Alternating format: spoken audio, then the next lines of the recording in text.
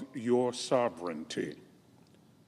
Empower us to serve with a spirit of humility and gratitude, remembering that to whom much is given, much is expected.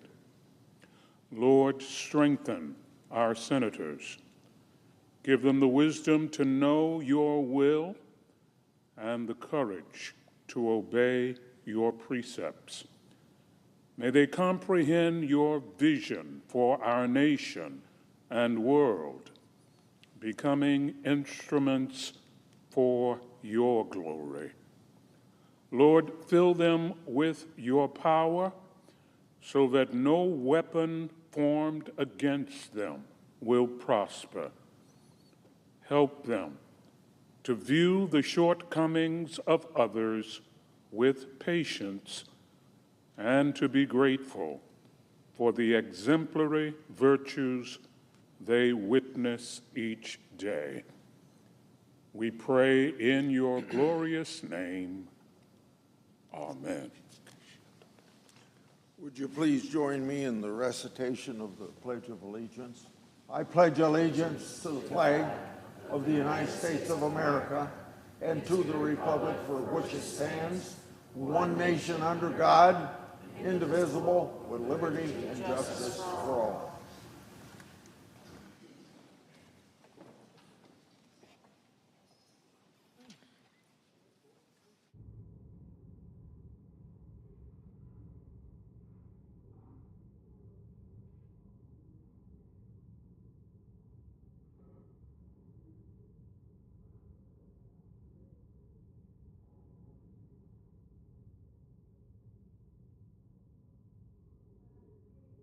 Leadership time is reserved. Morning business is closed.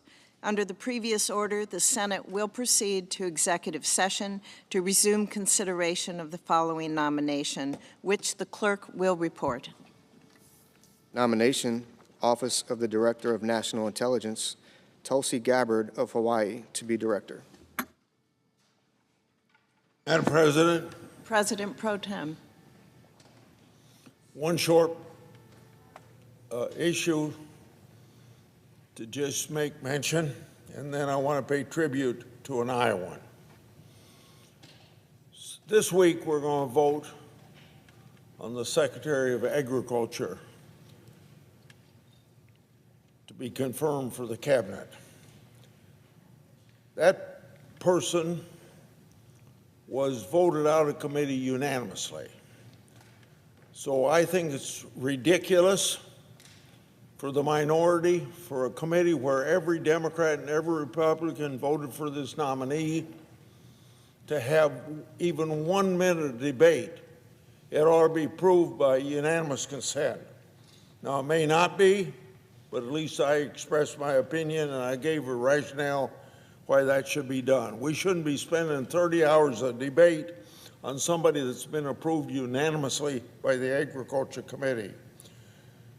So today, I pay tribute to an outstanding Iowan who celebrated her 65th birthday, February 9th, an astronaut and patriotic American. Peggy Whitson has never stopped reaching for the stars. Her hometown is located Ringgold County.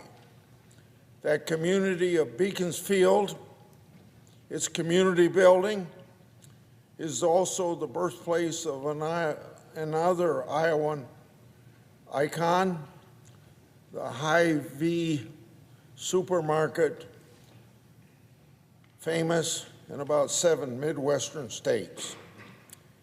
Peggy Whitson's spent 675 days in space, more than any other American astronaut or woman in the world. This year, she's heading right back to space for a historic 5th space mission. By all accounts, she's driven to help humanity.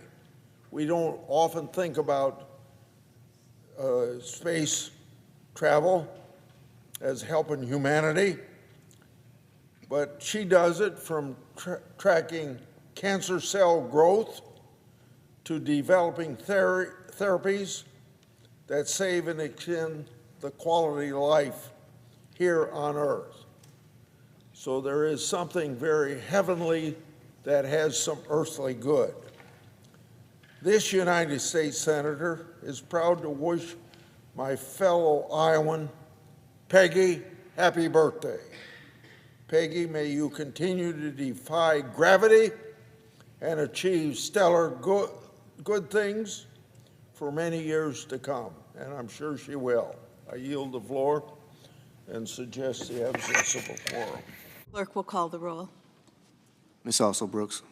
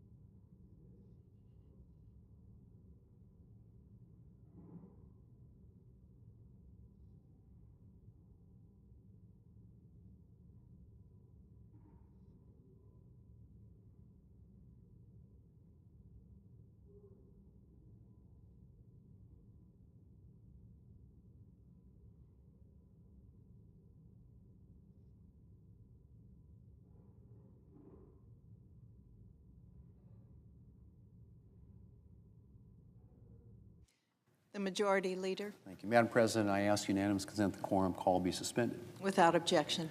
Madam President, this week the Senate will be considering its 14th nominee for President Trump's cabinet, Tulsi Gabbard, for Director of National Intelligence. Ms. Gabbard is a patriot. She's someone who's motivated by service, and she's been serving her country and community since she was 21 years old when she was elected to the Hawaii State Legislature. Like many Americans of her generation, she felt called to serve her country after the attacks of September the 11th. And after her first session in the Hawaii legislature, she enlisted in the Army National Guard. The following year, she dropped her re-election campaign to volunteer to deploy to Iraq, the first of 3 deployments that she's made. And it was after her second deployment, now as an officer and platoon commander, that she set her sights on making an impact on national and global issues, eventually being elected to the U.S. House of Representatives.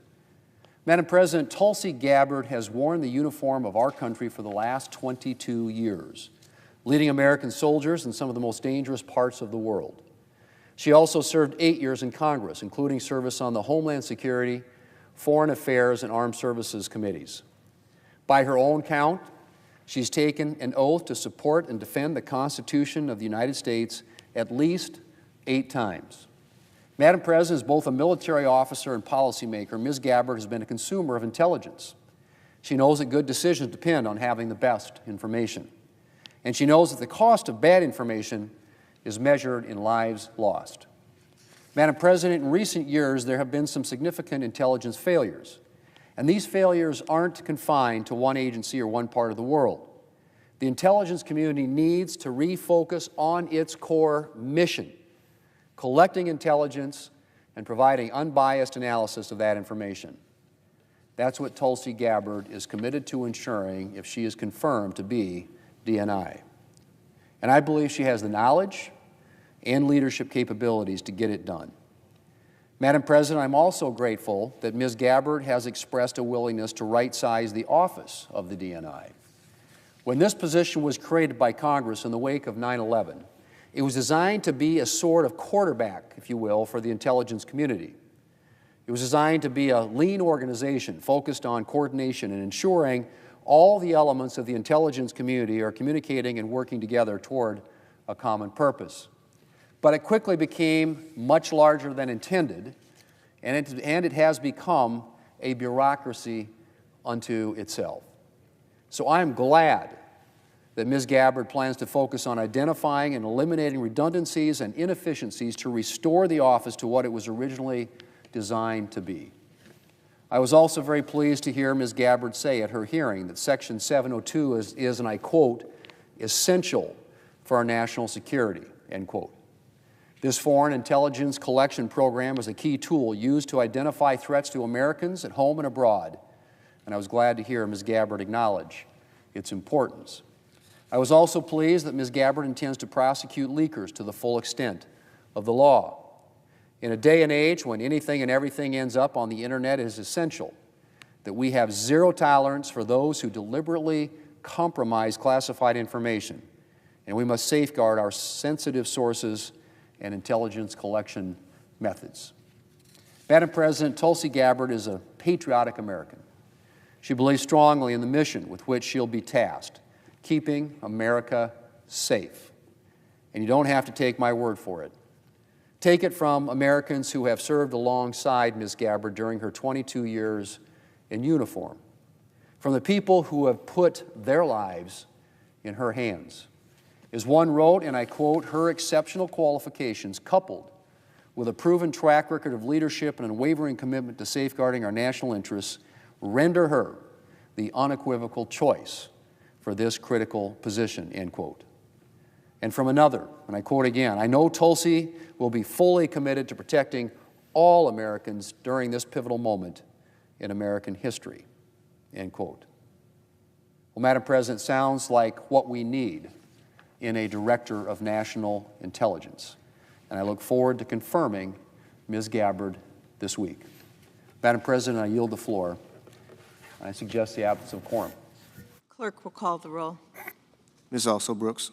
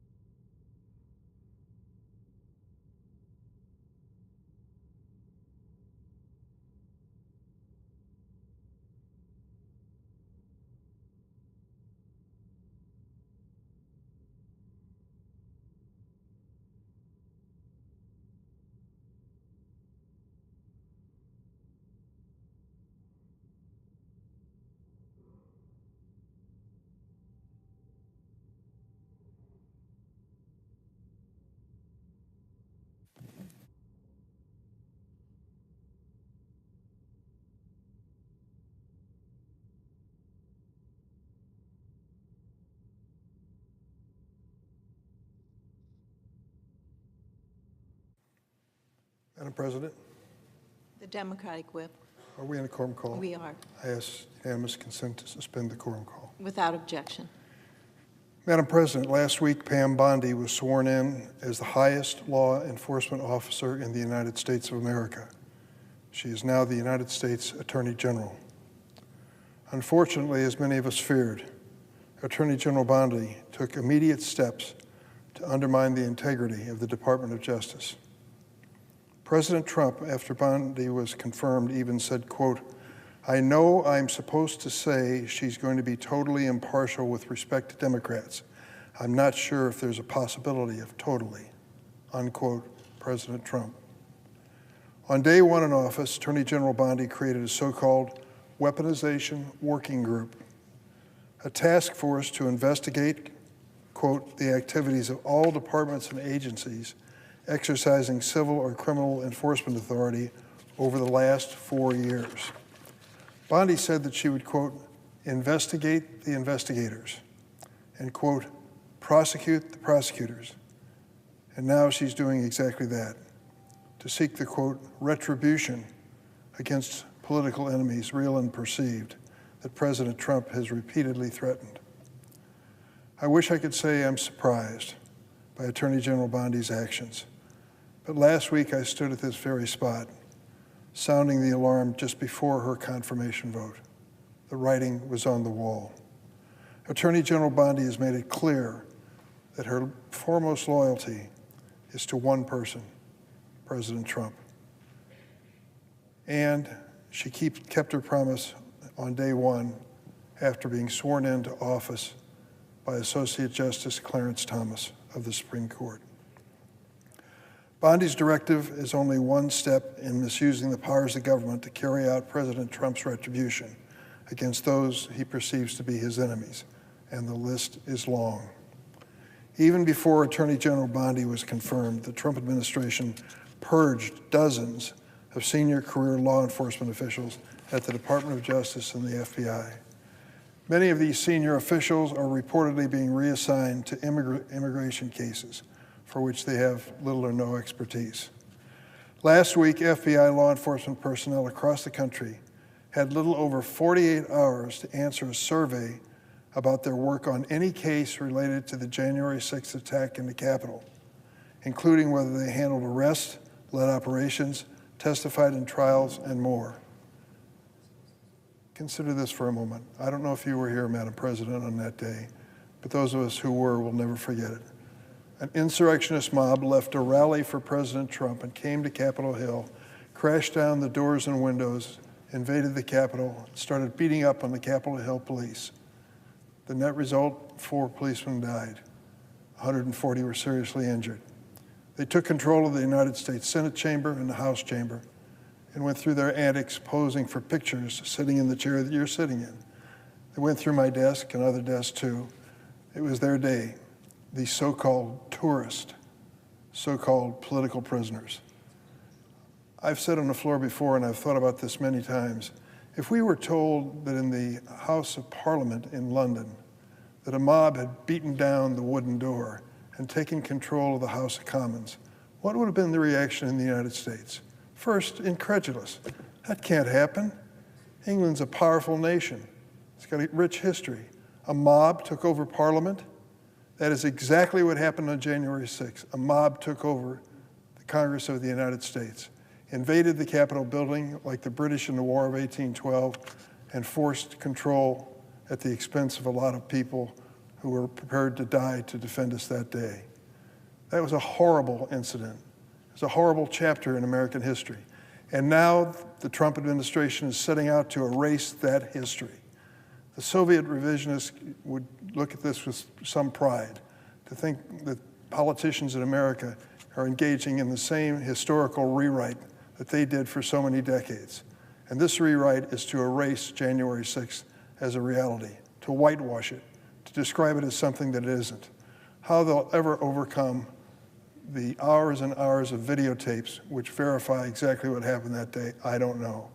But they're going to start by cleansing the ranks of those in law enforcement who had anything to do with the 1,600 criminal defendants who were charged because of that day. Apparently, they wanted disclosure of these names, of all those who took the assignment given them in the Department of Justice or the FBI to investigate that crime of January 6. At the FBI, at least 6 FBI executive assistant directors have been removed, including those who oversaw the National Security Branch, the Intelligence Branch, and the Criminal Cyber Response and Services Branch. The Trump administration has removed the special agent in charge in at least 4 major field offices and the assistant director of the Washington field office. The acting attorney general has also issued a memo firing a dozen career Department of Justice prosecutors, and she was quoted as saying, "Given your significant role in prosecuting the president, I do not believe the leadership of the department can trust you in implementing the president's agenda faithfully." The Bureau's acting leaders are career public servants who have reportedly resisted the push from Trump administration officials to punish FBI agents who were simply doing their work and were assigned to investigate the January 6th attack. It was I'm not mistaken, it was the largest criminal prosecution in history. And to think that many assistant attorneys general and members of the FBI were in some role in its pursuit is no surprise whatsoever. So now the Trump administration wants these people to be outed, publicly disclosed, names and addresses. This weekend, the Bureau turned over the personnel details of thousands of FBI personnel. Thankfully, a temporary court order was issued on Friday that is keeping the Department of Justice from revealing those names. Is there any danger to these women and men who swore allegiance to the United States and its Constitution and pursued the official duties of the Department of Justice? Why, of course there is. The previous head of the FBI told us that the situation is grim when it comes to domestic terrorism in the United States. So is he suggesting that perhaps the Proud Boys and the Oath Keepers can't wait to get this list the Trump administration's produced? A list of those who did their duty under the Constitution and pursued these cases on the January 6th outrage. I'm afraid that's a fact. That temporary court order is the only thing between these white nationalist extremist groups and the men and women who dedicated their lives to law enforcement in this country. That's where we've come to in just a few short days of the new Trump administration. Tomorrow, FBI probationary agents and personnel stationed around the world are required to submit justification for their continued employment. This could lead to firing up to 3,000 federal law enforcement officials. Don't tell me you want to fight crime. Don't tell me you want to stop narcotics and then dismiss 3,000 FBI and Department of Justice officials. These mass layoffs, forced retirements, and involuntary reassignments of experienced Department of Justice and FBI officials represent an outright attack on public safety by President Trump. America will be less safe because of this political charade that's going on in the Department of Justice. These mass layoffs of these experienced people mean that your family, your town, your neighborhood will be less safe. The purge is already leading to widespread disruption and delay in prosecutions, investigations, and sensitive operations. The Joint Terrorism Task Force have been asked to focus on President Trump's immigration-related initiatives, which means valuable resources and personnel have been shifted away from state, local, and federal partners fighting foreign and domestic terrorism. As America faces a heightened threat landscape, these removals and reassignments are crippling not only to the Justice Department and the FBI, but the 93 U.S. Attorney's Office and the 55 FBI field offices across the country. The loss of potentially thousands of federal law enforcement jobs will put a burden on local field offices, slow ongoing casework, increase the unemployment rates nationwide of law enforcement, and harm local economies. President Trump may claim to back the blue. He may pose with men and women in law enforcement, but apparently he's only interested in doing so when it's politically convenient and consistent with his political agenda. Before Ms. Bondi's confirmation, my concerns about how she would lead the department were based on her history as President Trump's personal lawyer. But the leadership of Pam Bondi, the Attorney General, is no longer hypothetical. Her directives and actions are now impacting a lot of innocent people and a lot of good Americans who dedicated their lives to public service and law enforcement. We need to work together on a bipartisan basis to push back against these attacks on the Department of Justice and FBI to protect the national security of the United States. Madam President, I'll take the floor in a day or two to describe what's going to happen next when it comes to Kash Patel, a man who has no experience which merits his selection as director of the FBI. He has the temperament of a politician who's stalking his opponents. Don't make that up. I just basically read his book, and it spells it out in details, including his infamous enemies list of some 60 people that he considers to be part of the deep state or whatever his characterization may be. To give this man a 10-year tenure as director of the FBI and the power of that agency with thousands of investigators and individuals is to invite trouble for this generation and the next. He's going to do things in that position which are not consistent with the values that people at the FBI have brought to that work for more than 7 or 8 decades. And that's why it's very important we watch it carefully. Madam President, I yield the floor. Suggest the absence of a quorum. Clerk will call the roll. Ms. Also Brooks.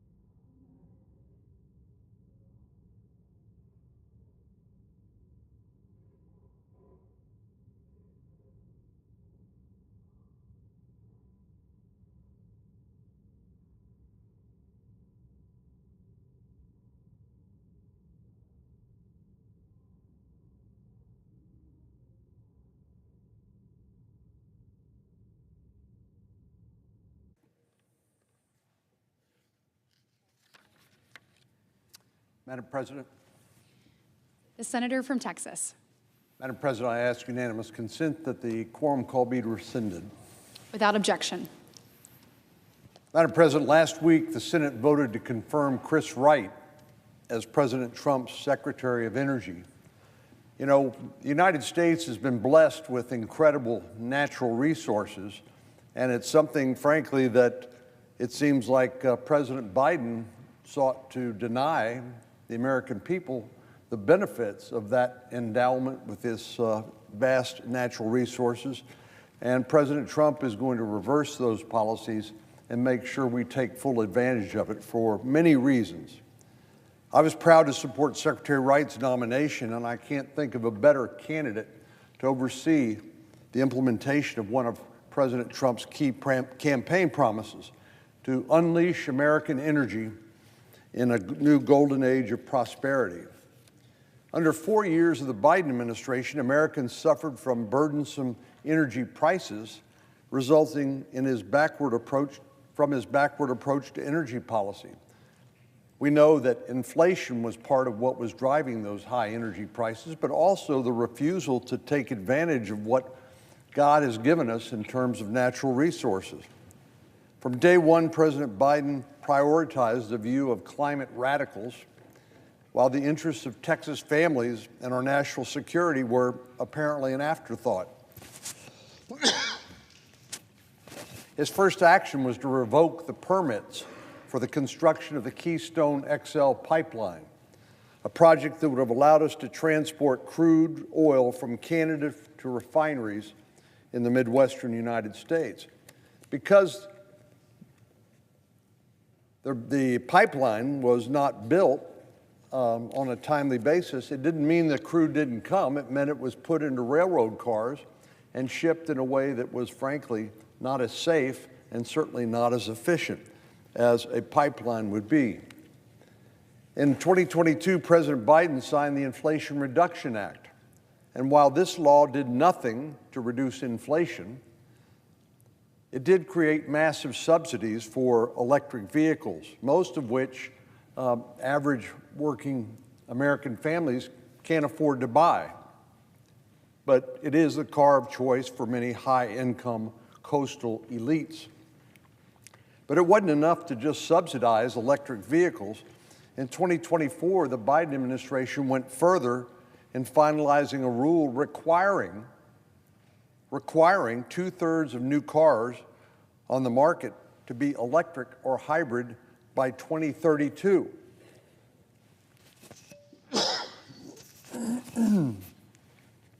The Biden administration made clear that their end game was to end gas-powered cars. Now, most Americans who buy a car keep it for an average of about 10 years. And President Biden basically wanted to force them into buying something that was not their preference, but was going to be subsidized by hardworking families. Again, a vehicle that many of them could not themselves afford. It's hard to see this as anything but an affront to those hardworking families back home in Texas or Alabama or anywhere else in the country. It's not just the cost that we're talking about here. President Biden's press for fast adoption to electric vehicles was a gift to our greatest strategic adversary. That's because China controls the supply chains for a majority of the critical minerals required to produce EV batteries. 75% of lithium-ion batteries, 70% of cathode, and 85% of anode production capacity required for EV batteries, as well as 50% of the processing facilities for lithium, cobalt, and graphite are all located in China. On the other hand, the United States produces virtually none of these critical minerals and certainly does not process them, which is admittedly a very difficult and sometimes a dirty process. But in China, they process 90% of the world's critical minerals, and frankly, they don't care too much about the consequences. But President Biden's insistence on this rapid transition from gas-powered vehicles to electric vehicles put our national security concerns and working families in the back seat to Xi Jinping and the climate radicals. But he didn't stop with electric vehicles. Last January, President Biden issued a pause on all American exports of liquefied natural gas in order to conduct a study on the environmental impact. Well, I can tell him what the study has shown. What experience has shown is that natural gas has driven down the number of carbon emissions that previously occurred because of the broad use of coal. So natural gas is really a much cleaner source of energy. Of course, this pause on exports had major repercussions in Texas, which is one of the leaders of the LNG industry. A 2023 study from the National Association of Manufacturers found out that liquefied natural gas contributes $43.8 billion to our GDP. It supports more than 200,000 jobs and generates $11 billion in federal, state, and local tax revenue. In Texas alone, the oil and gas industry specifically supported more than 178,000 direct and indirect jobs in 2023 and purchased nearly $100 billion of U.S. goods and services. But President Biden's pause on exports was not the only time the Biden administration chose to pick a fight with Texas over energy. Last fall, the D.C. Circuit Court issued a ruling that revoked a permit for the LNG export terminal at the Port of Brownsville. This export terminal and related project had already been approved by the Federal Energy Regulatory Commission. Just one of the projects affected by this ruling would have created 6,000 jobs and more than $18 billion of investments in South Texas. But the D.C. Circuit sent them back to the drawing board, insisting that they needed to, quote, adequately consider the environmental justice impacts, close quote, of these developments. These were for projects that had already been approved by the Federal Energy Regulatory Commission. Of course, we already know that liquefied natural gas is one of the cleanest sources of energy. And of all the places in the world to source LNG, the United States of America has the highest standards. But environmental considerations aside, this war on American energy exports is a direct conflict with our national security priorities. Prior to the pause on LNG, the United States was supplying energy to our European allies. This, of course, allowed them to rely far less on Russian energy sources to keep the lights on and keep their houses warm. By turning off our LNG spigot, President Biden sent a gift to Vladimir Putin in the form of another source of revenue. And of course, it's the revenue that comes from the sale of energy in Russia that Putin uses to fund his war machine, which has resulted in the death of hundreds of thousands of Russians and Ukrainians. President Biden's energy agenda put Texas workers and their families and our national security last, choosing instead to bend the knee to foreign adversaries and to radical climate activists. But thankfully, that's not where the story ends. President Trump and Secretary Wright are now at the helm. And President Trump has lost no time in righting the ship to put American consumers and our national security first. President Trump is already off to the races to unleash a golden age of energy dominance in a number of important ways. On the first day of his presidency, he reversed President Biden's disastrous LNG pause. This will allow our allies to access to the oil and natural gas that comes from Texas projects in the Gulf of America, rather than relying on our adversaries. Furthermore, it's not just Texans and our European allies who can benefit from President Trump's and Secretary Wright's agenda. By reforming the permitting process, we can make sure that everyone within the United States has access to our abundant domestic energy supplies. And it will bring prices down, as President Trump has said is important in his fight against 40-year high inflation under the previous administration. Unfortunately, some of our New England states, notably states like Maine and Massachusetts, are still reliant on foreign fuel. And that's because of the lack of pipelines that would take the LNG and transport it up into that part of the United States. Due to stringent shipping requirements from the Jones Act, it's more costly to transport natural gas from the Gulf of America to New England than it is for these states to import fuel from foreign countries. The Jones Act was intended to protect U.S. shipping, but in this case, it has the unintended effect of decreasing our energy independence. I have no doubt that common sense permitting reforms can right this wrong. I look forward to working with President Trump and his administration to unleash American energy through an all-of-the-above approach so that Texas and the Gulf of America can once again supply the nation and the world with reliable, affordable energy. The Biden administration's energy policies lined the pockets of America's adversaries to appease climate radicals while hardworking Americans were stuck with the check. But President Trump has promised a golden new age, and I look forward to making Texas and America the center of that. Madam President, I yield the floor, and I note the absence of a quorum. The clerk will call the roll. Ms. Also Brooks.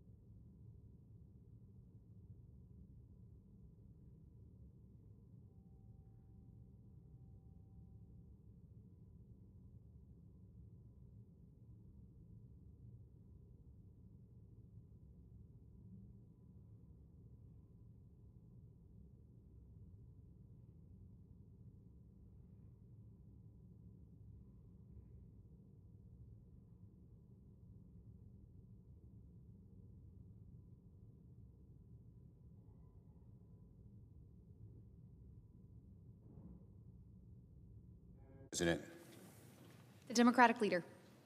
I ask unanimous consent the quorum be dispensed with. Without objection. Now, Madam President, I just got back from Albany and Syracuse, where I visited two of our community health centers, the Syracuse Community Health Center and the Hometown Health Center in Schenectady.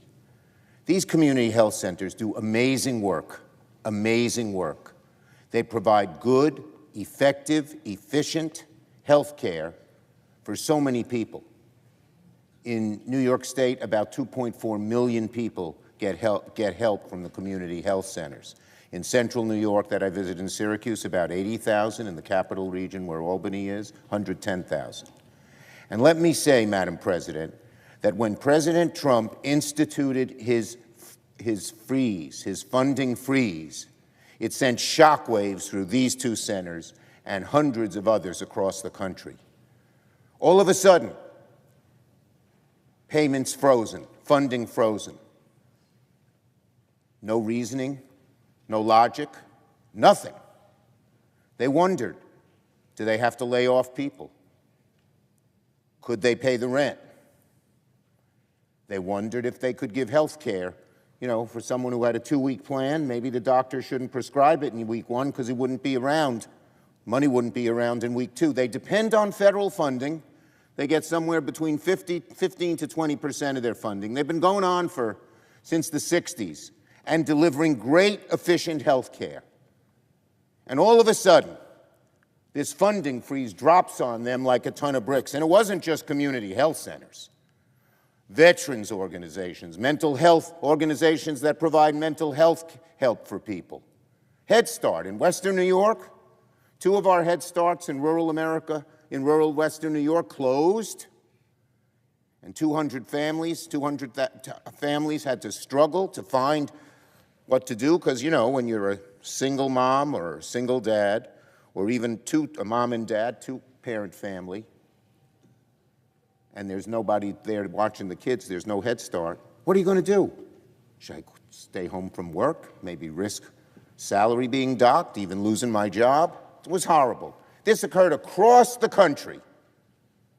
Now, thank God people rebelled. Thank God people made their voices heard. And the funding freeze was rescinded. But the damage still is there. There was a health care center where I visited in Syracuse. This one was in the Mohawk Valley. That funding, $71,000 on a thing they were building, stopped. 5 centers in Virginia closed. And funding is still intermittent in health care centers throughout New York State and throughout the country. Cruel, unfair, awful. These programs help people. No, they don't help the billionaires. I get it. But they help average folks and poorer people get the health care they need. They help them see a doctor so that preventative care can happen, which we all know saves us money. They're a shining example of public service that does enormous good for millions of families. And to anyone who says that these are examples of inefficiency or waste, visit one. Visit some of the scores of them that are in New York. They're the most efficient, effective deliverers of health care in the country. They serve people who need it the most. And they're effective. Instead of going to, if your kid, let's say you have 3 kids, you're a single mom, and your kid has 104 fever with probably strep throat, and you got to see a doctor before it gets worse. You go to a community health center, you don't sit in a waiting room for 6 hours and have to file endless papers like you do in a hospital. They take care of you right away. And it makes it a lot easier for people to get health care, and it makes people want to get that health care that their kid might need. And yet we're still hearing it.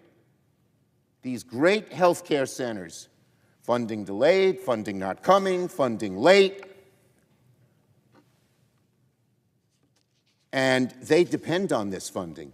They don't have a 6-month plan. They get funds from the federal government every 2 weeks that pays the rent, that pays the salaries, that buys these supplies they need. You shut it off for a week, and the whole thing could face a real problem. And so I went to Syracuse and Albany and demanded that, number one,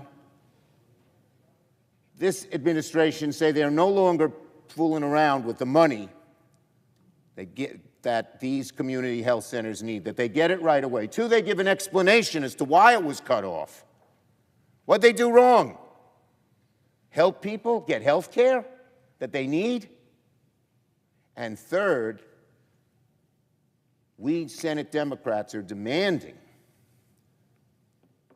that the funding for these centers overall, which runs out on March 14th, because as you know, Madam President, there was a bipartisan agreement to fund them fully for the year, Democrats and Republicans, and Donald Trump and Elon Musk said, even before they were in office, Musk is not in office, but before Trump was in office and Musk was working with him, they told the Republicans, don't fund it. Don't fund this health care package. And so now we're waiting until March 14th. But that is a CHC, a community health care center cliff.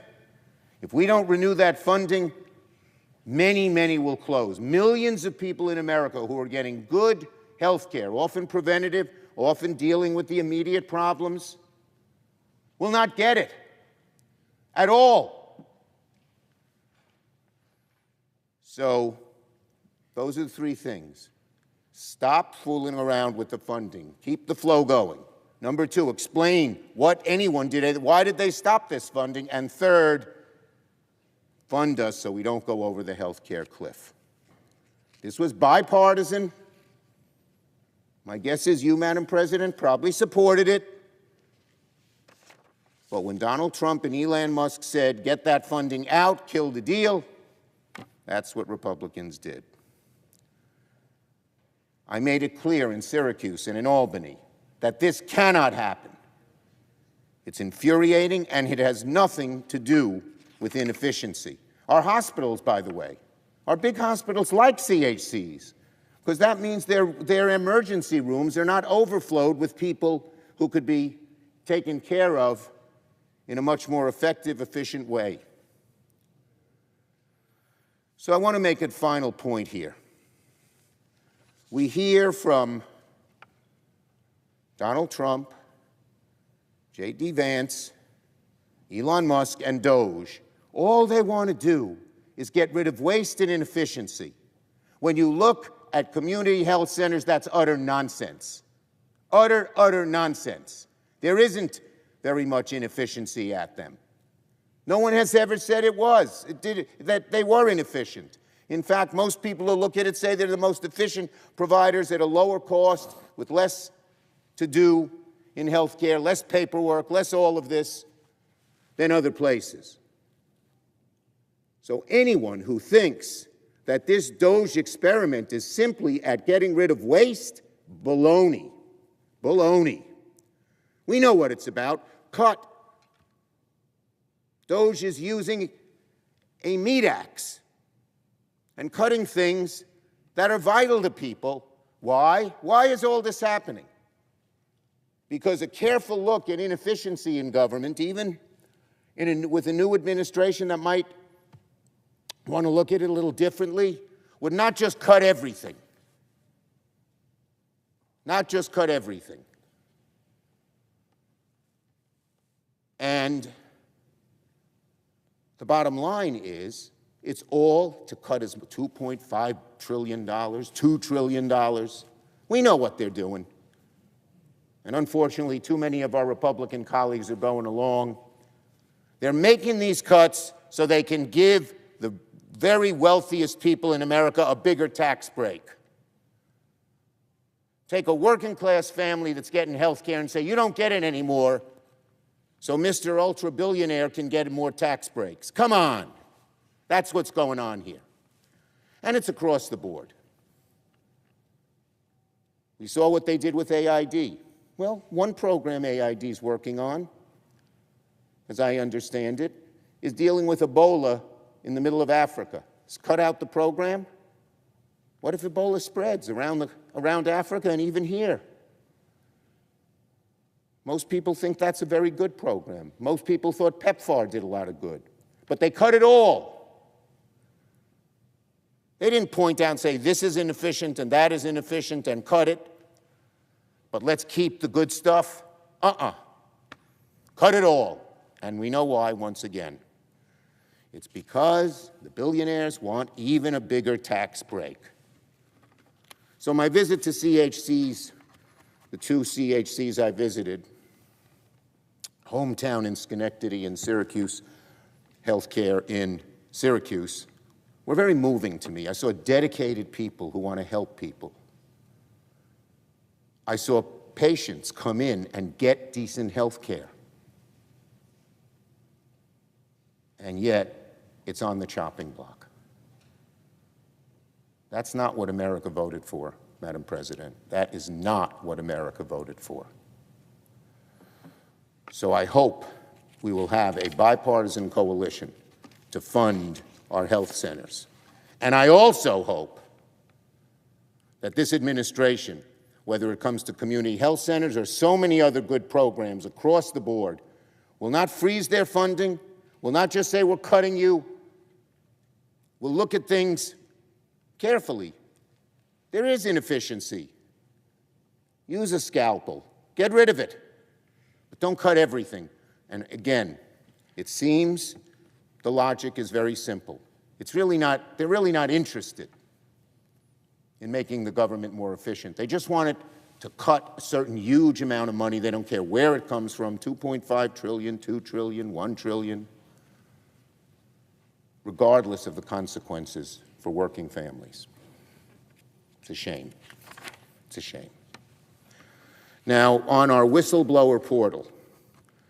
So today we Senate Democrats have a very simple message to the American people, and that is if Donald Trump won't stand up for the rule of law and Senate Republicans won't lift a finger to hold him accountable, Senate Democrats will. So today I joined with a number of my colleagues to announce a new Senate Democratic whistleblower portal to help fill the void that Donald Trump created by firing the government's independent watchdogs.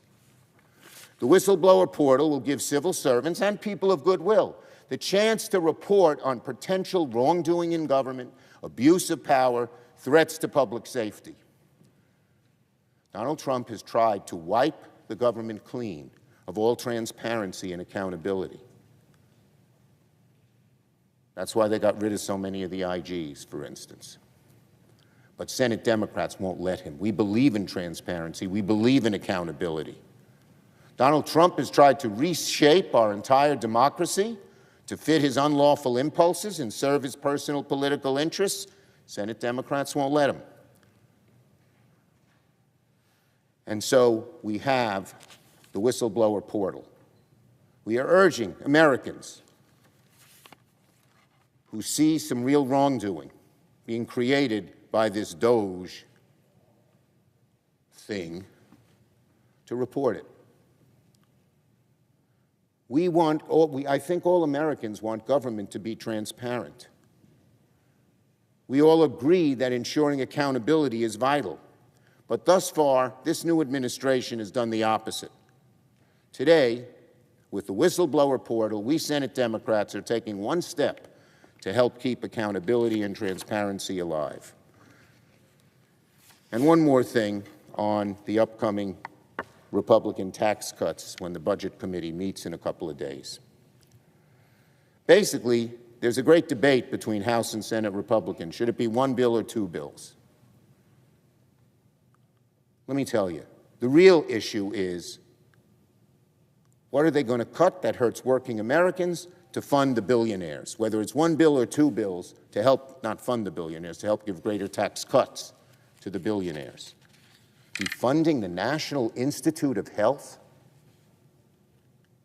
Cutting that back where health researchers are telling us that it will impede cancer research and the great research that we've done that helped the American people live healthier and longer? defunding things like CHCs, which I just mentioned, so much else, all for one reason. So let's not, I would say to my fellow Americans, don't get caught up in this gobbledygook, one bill or two bills. We all know the goal is the same. Cut, cut, cut, even vital programs that help working Americans, to give tax cuts, tax breaks to the wealthy. And that's what we'll see in this first step when the Budget Committee marks up its bill, supposedly on Wednesday. One bill, two bills? No. It could be 50 bills. I don't care. It comes down to the same thing. The end goal for Republicans to pass gargantuan tax cuts for Donald Trump and their billionaire friends. Cut the daylights out of everything else. Medicaid, Medicare, school lunches, prescription drug reform, medical research for these tax cuts. The American people are going to learn this as we move forward, and I don't think they're going to like it. I yield the floor and note the absence of a quorum. Roll. Ms. Alsobrooks.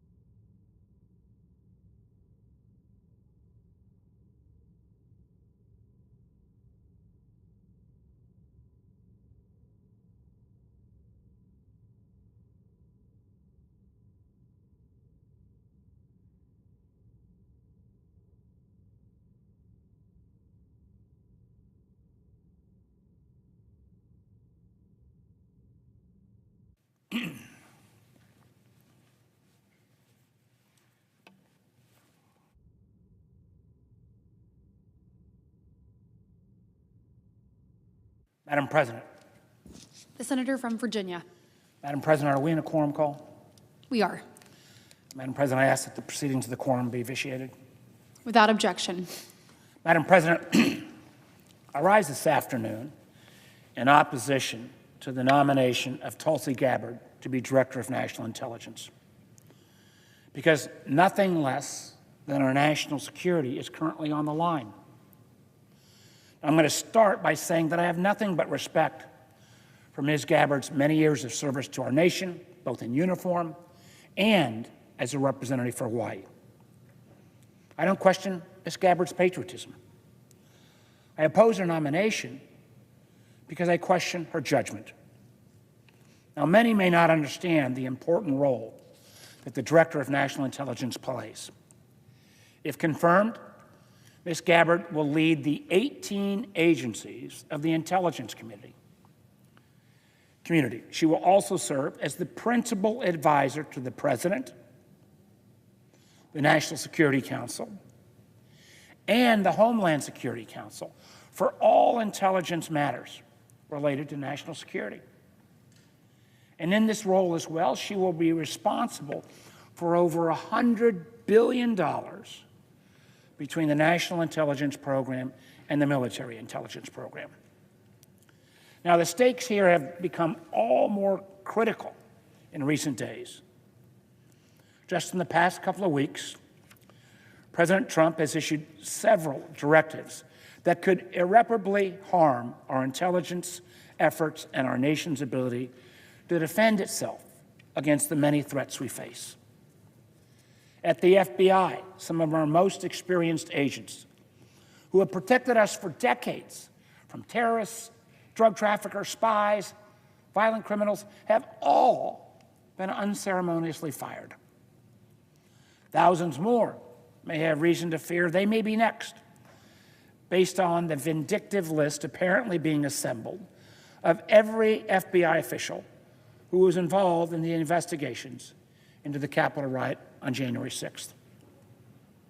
Not just the FBI. Across the IC, including the CIA, DIA, NSA, NRO, NGA, alphabet agencies that most folks don't fully appreciate or understand. But in every one of these agencies, I'm hearing from intelligence officers and analysts with irreplaceable skills are unfortunately being indiscriminately pressured to resign or retire. And reportedly, senior law enforcement and national security officials are being asked to take political litmus tests, such as whether the 2020 presidential election was stolen and whether the January 6, 2021 attack on the U.S. Capitol was an inside job. Across the government, whole agencies are being eliminated and funding impounded in flagrant defiance of the Constitution and the law, while unvetted, unqualified Doge bros, one who formerly worked for a Russia hacker group and was fired for leaking sensitive company secrets to a competitor, and yet another who proudly declared himself a racist and said he would not mind if, quote, Gaza and Israel were both wiped off the face of the earth. And that individual, I understand, has actually been rehired after he initially quit.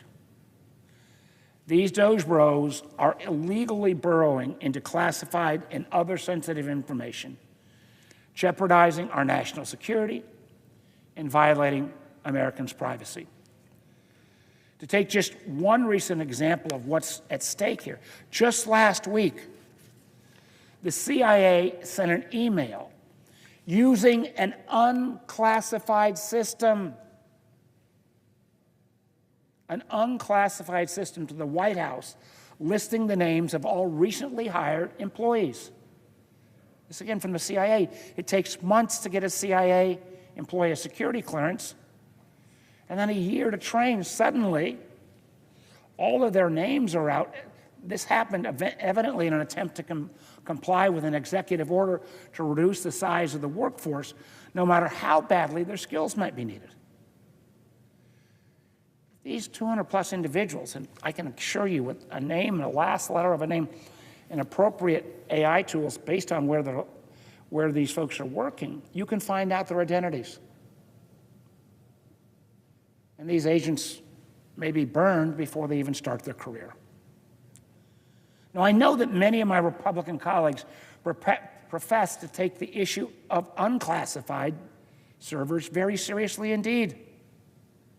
There was a whole litany of attack on this earlier. But the fact is, beyond the counterintelligence risk of foolishly exposing these officers' names using channels known to be targeted by foreign hackers, this careless effort to identify and potentially dismiss recently recruited and trained CIA officers also imperils the long-standing bipartisan efforts by the Senate Intelligence Committee to actually modernize and streamline the agency's hiring process. Because we need to make sure that we continue to recruit and retain talented young officers when it comes to confronting the growing national threats posed by the PRC. We need leaders in the intelligence community and throughout government who are prepared to stand up to those short-sighted attempts to attack our workforce at the expense of our national security. Unfortunately, I don't believe Ms. Gabbard is such a leader, nor is she well suited by dint of experience or judgment to serve as Director of National Intelligence. The DNI is a position of great importance and significance to our national security, created candidly after one of our worst security failures in our nation's history, 9/11. For that reason, when Congress established this position, in many ways due to the efforts of my good friend Susan Collins, it mandated in law that any individual nominated for the position must have, and I quote, extensive national security expertise. As I noted previously, the DNI was created to fill this gap after 9/11, because this mission is to share intelligence not only between the 18 entities that make up the American IC, but also to work with our allies, because it is predicated, this sharing of information, sharing of intelligence with our allies, is predicated on trust. There's no agreement. Trust that we and our allies will protect each other's secrets. Yet repeatedly, Ms. Gabbard has excused our adversaries' worst actions and instead often blamed the United States and our allies for them. For example, she blamed NATO for Russia's 2022 invasion of Ukraine. And despite the unanimous assessment of the Trump administration's DOD, State Department, and IC, she rejected the conclusion that Syrian dictator Bashar al-Assad used chemical weapons against his own people. Now, I don't know if her intent in making those statements was to defend those dictators, or if she was simply unaware of the intelligence and how her statements would be perceived. In either case, it calls into question her judgment. And if she has what it takes to build and develop the trust relationships necessary to give not only our IC workforce, but equally important, to give our allies confidence that they can share their most sensitive intelligence with us. Make no mistake about it. If our allies stop sharing that intelligence, we will be less safe. To offer just one example, last summer, intelligence sharing between the United States and Austria saved countless lives by disrupting a terrorist attack at a Taylor Swift concert, underscoring the importance of these relationships.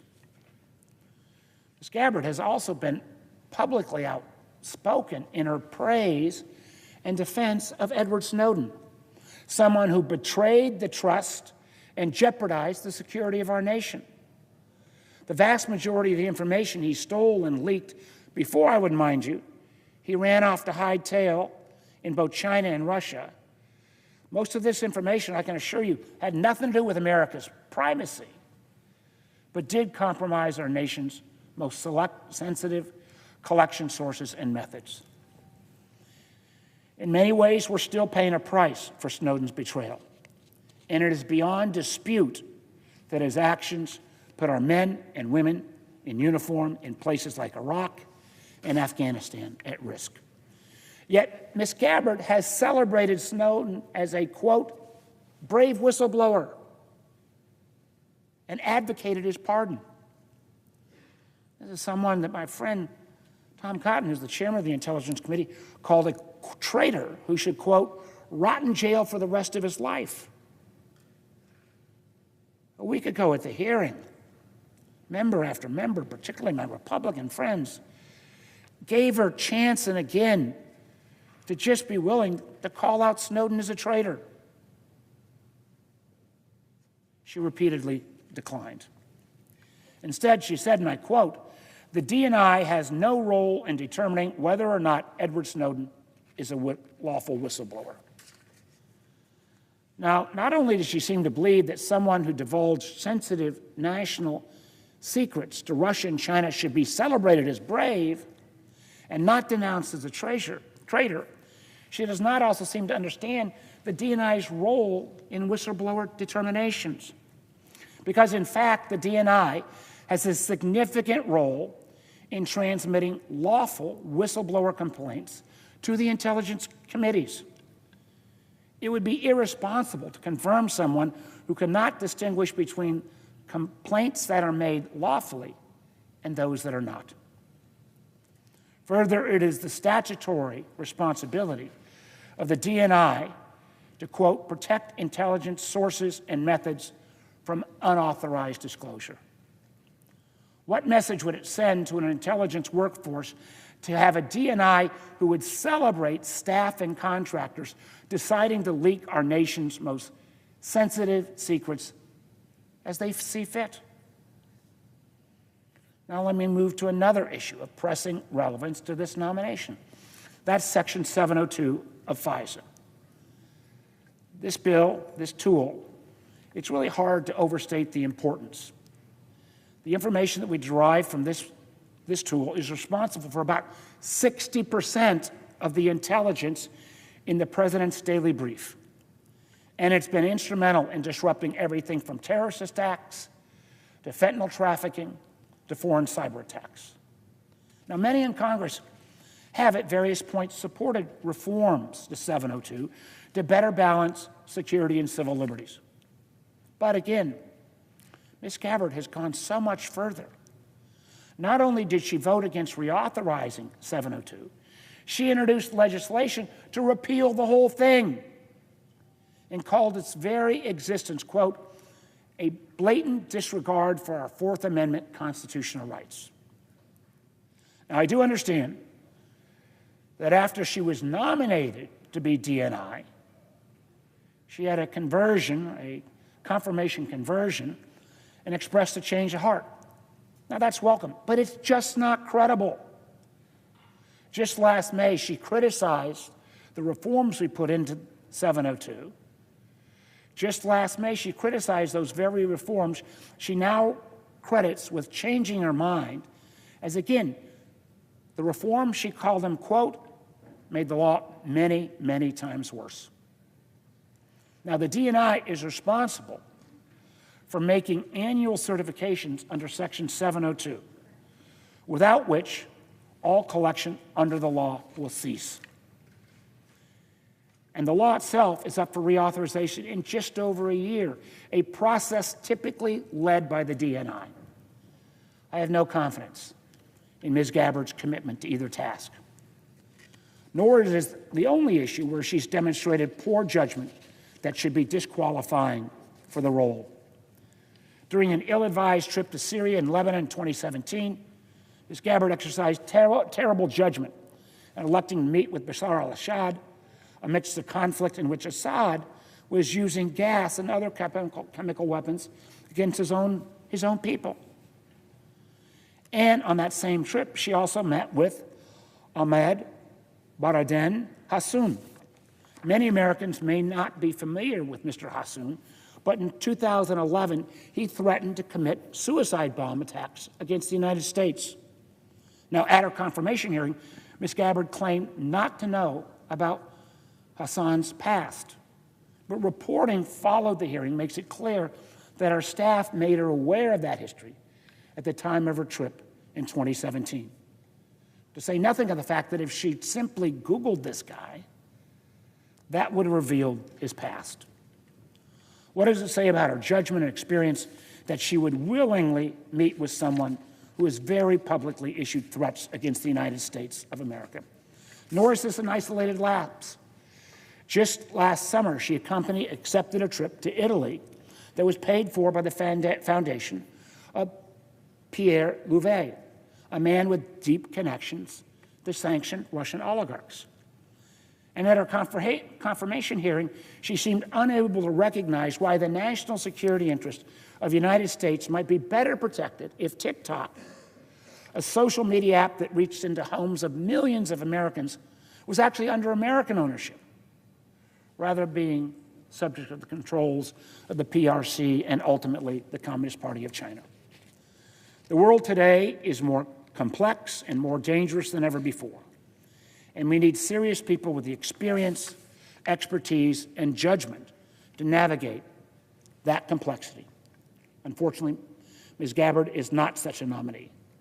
A vote in favor of her confirmation is an endorsement of President Trump's lawless efforts to hollow out our national security workforce, and her confirmation will further strain the alliances that have kept our country safe for decades. Therefore, I urge my colleagues to oppose Ms. Gabbard's nomination. And with that, I yield the floor.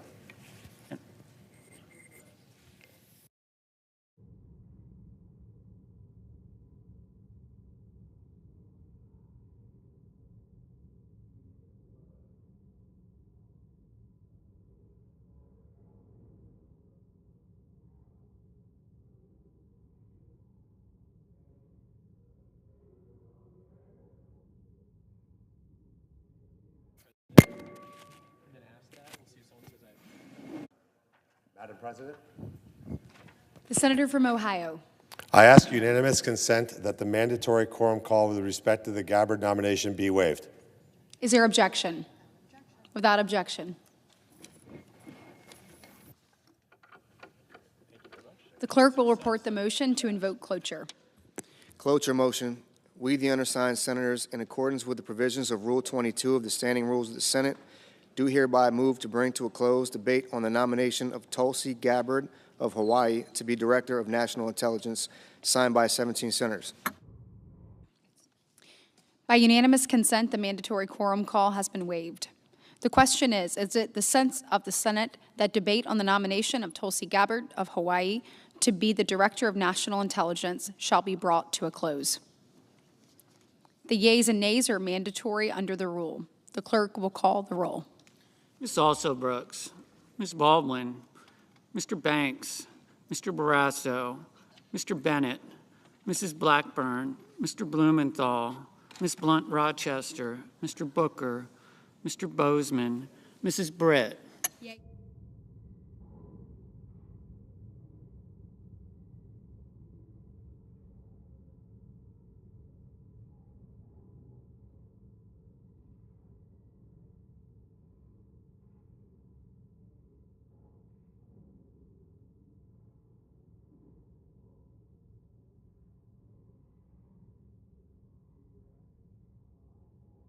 Mr. Budd.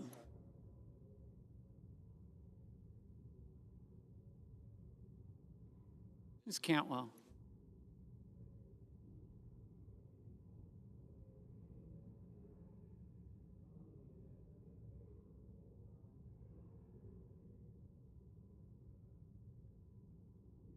Mrs. Capito.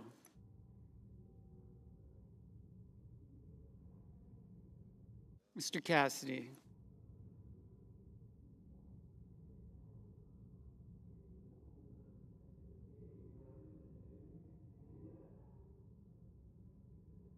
Ms. Collins.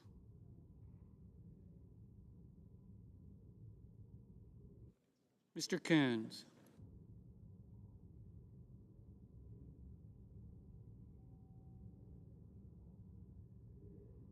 Mr. Cornyn.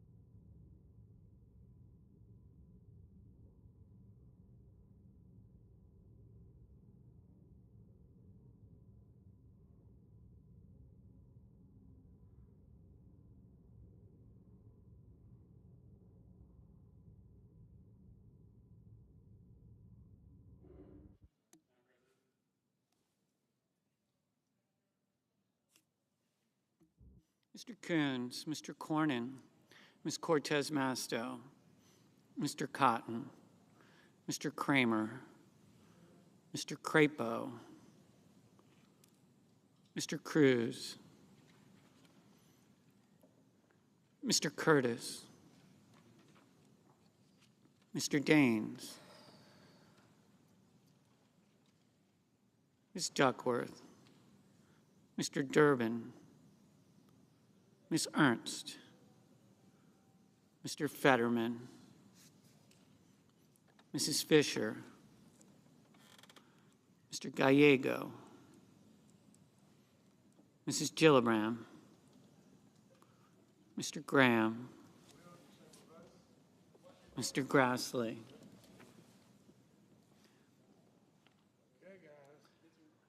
Mr. Haggerty, Positively, yes.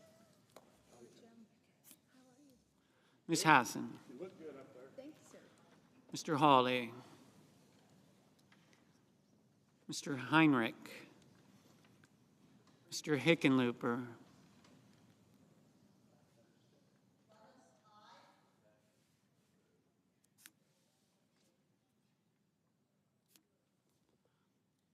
Ms. Hirono, Mr. Hoven, Mr. Husted, Mrs. Hyde-Smith, Mr. Johnson,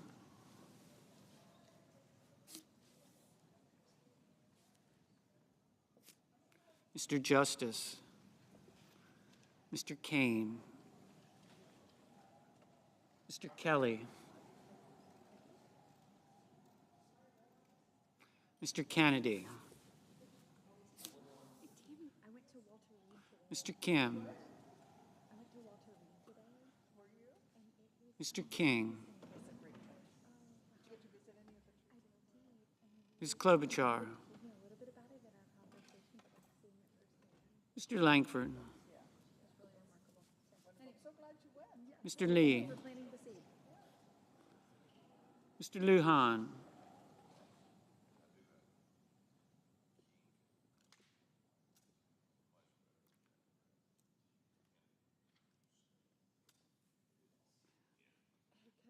Ms. Lummis, Mr. Markey, Mr. Marshall, Mr. McConnell, Mr. McCormick, Mr. Merkley, Mrs. Moody, Mr. Moran,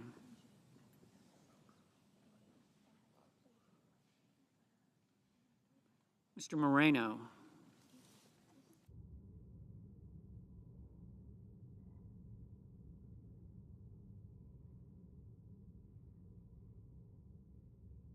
Mr. Mullen, Ms. Markowski, Mr. Murphy, Mrs. Murray, Mr. Ossoff, Mr. Padilla, Mr. Paul, Mr. Peters, Mr. Reed, Mr. Ricketts, Mr. Resch, Ms. Rosen, Mr. Rounds, Mr. Sanders, Mr. Schatz,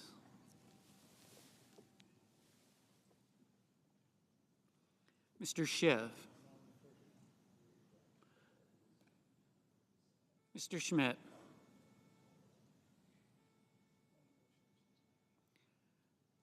Mr. Schumer, Mr. Scott of Florida,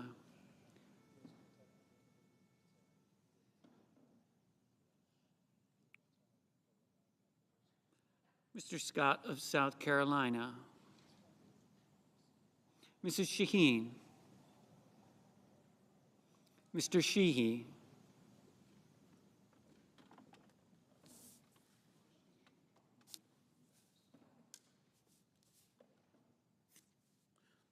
Ms. Slotkin.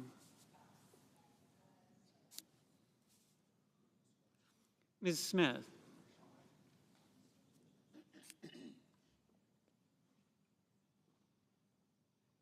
Mr. Sullivan. Mr. Thune. Mr. Tillis. Mr. Tuberville.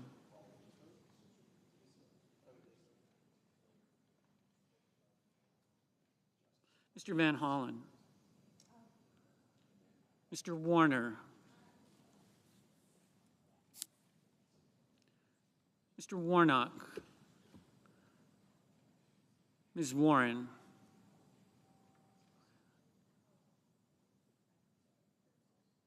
Mr. Welch.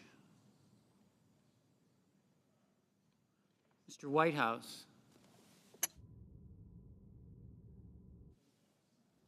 Mr. Wicker. Mr. Wyden.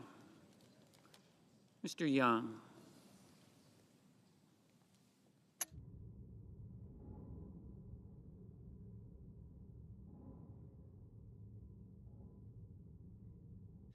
Senators voting in the affirmative: Barrasso, Britt, Collins, Fisher, Justice, Lummis, Marshall, Moody, Risch, Rounds, Schmidt, Scott of Florida, Tuberville.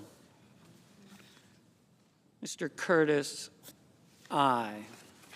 Senators voting in the negative: Duckworth, Gallego, Hassan, Heinrich, Kane, Kim, Merkley, Murphy, Padilla, Shaheen, Van Hollen, Warner, Whitehouse, Wyden.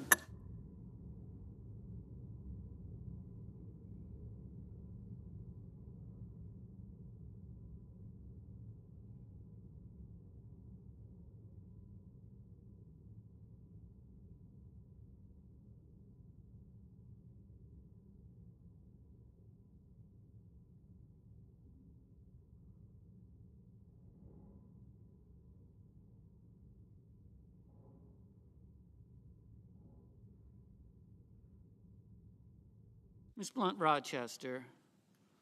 Ms. Blunt Rochester, no.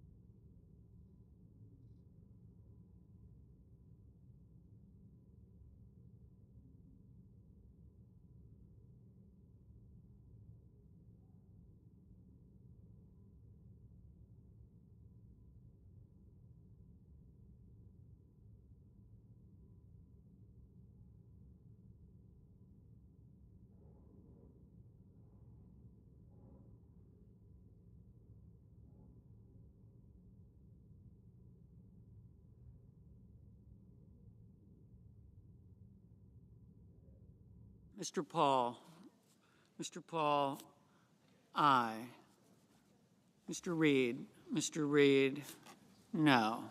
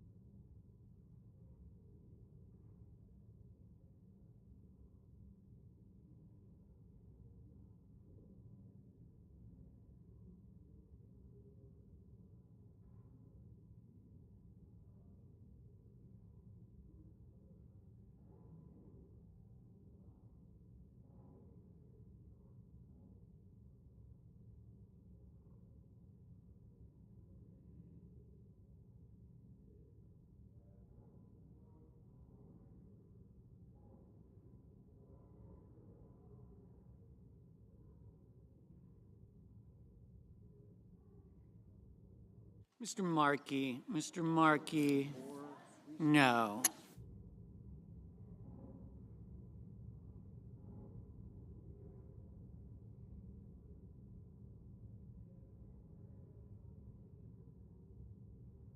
Mr. Peters, no.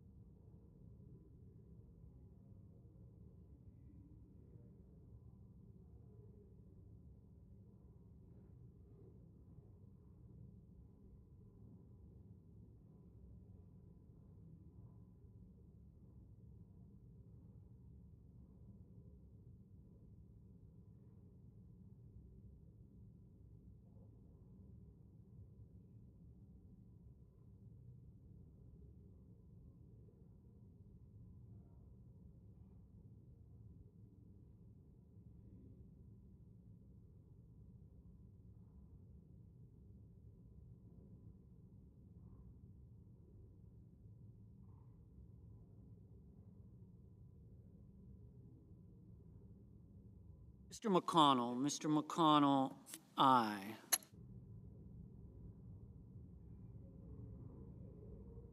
Mr. Husted, aye.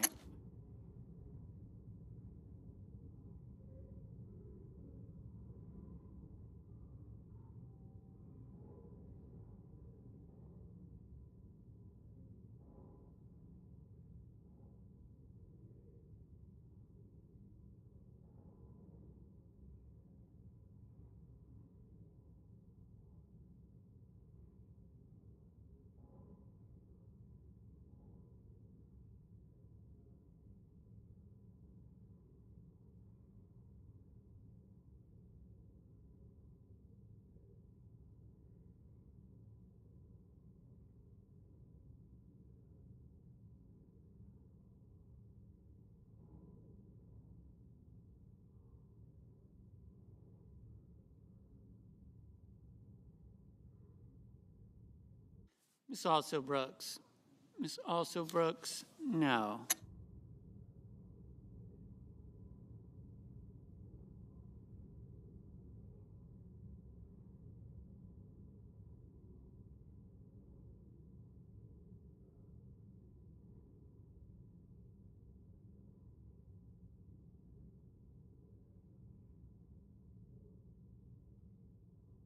Mr. Johnson, aye.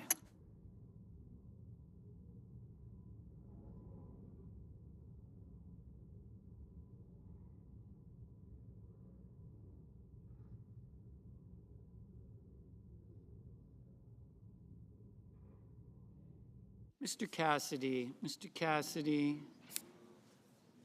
aye. Mrs.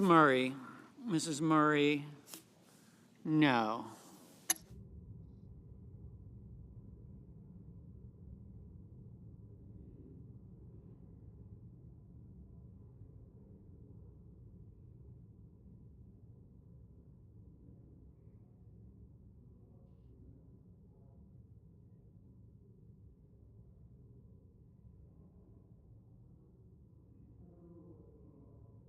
Mr. Sanders,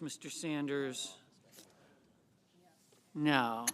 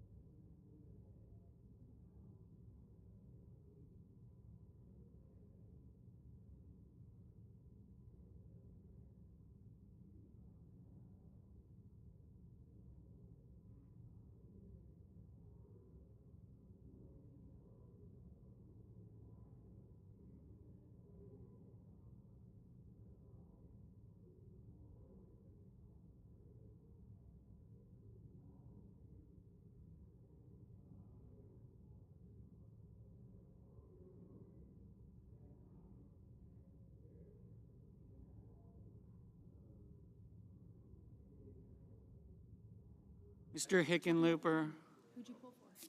No.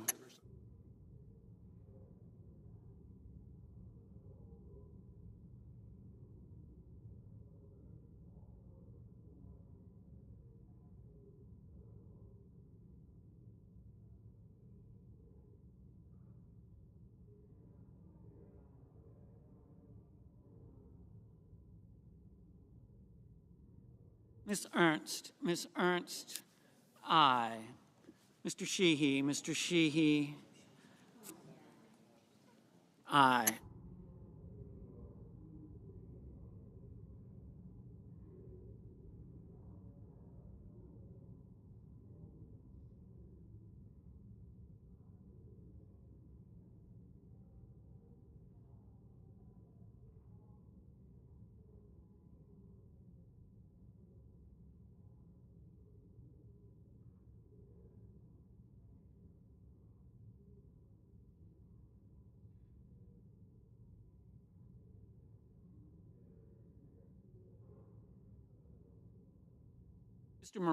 Mr. Moreno, aye. Mr. Crapo, aye.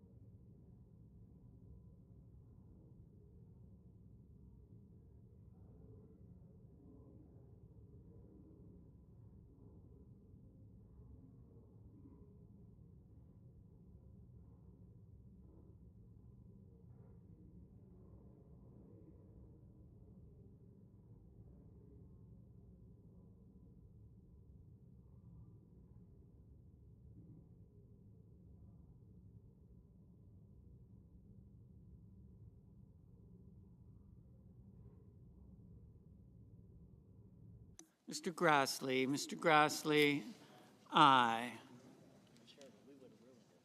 Mr. Ricketts, aye. Mr. Ossoff, no.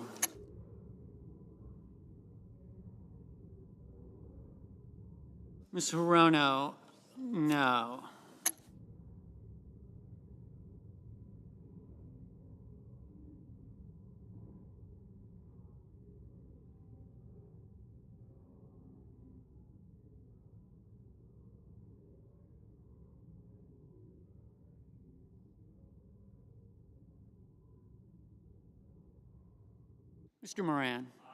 Mr. Moran, aye.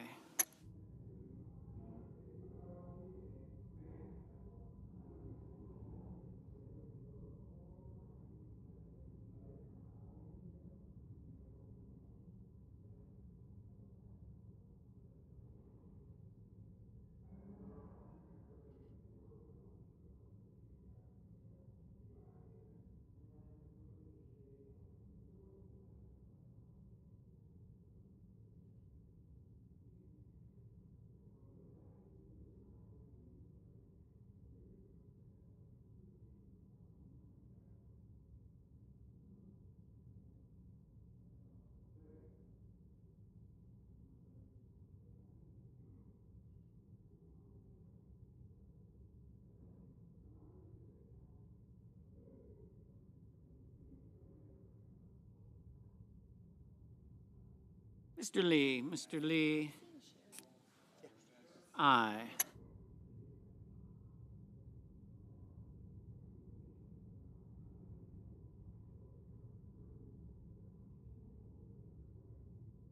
Mr. McCormick, aye.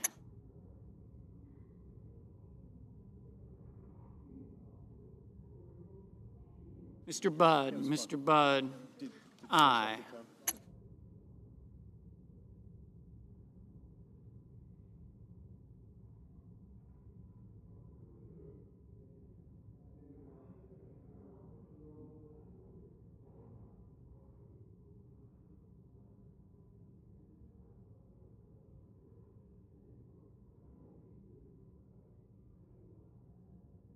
Mr. Booker, no.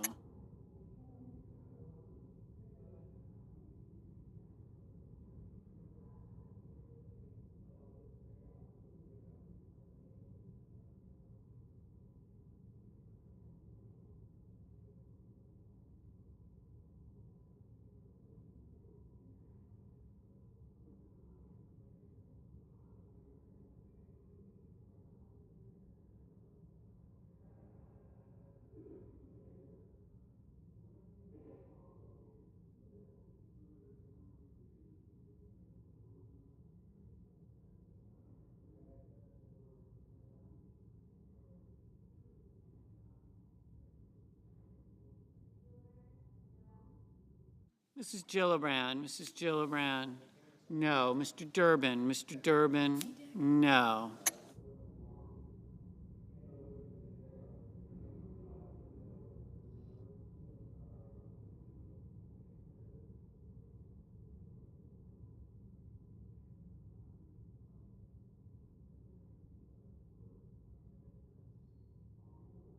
Ms. Warren, no. Ms. Baldwin, no. Mr. Cornyn, aye.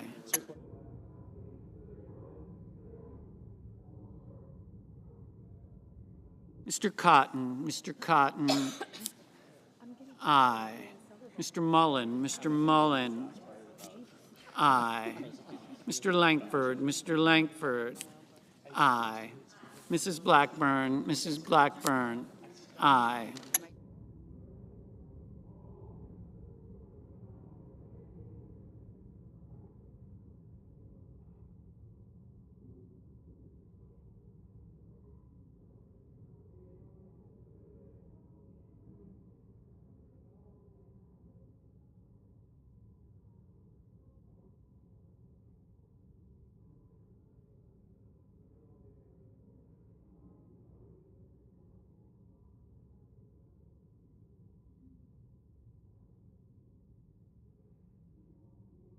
Mrs.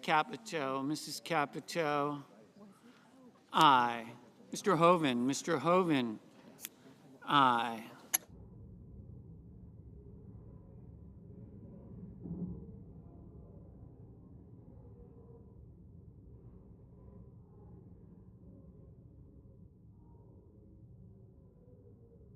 Mr. Daines, aye.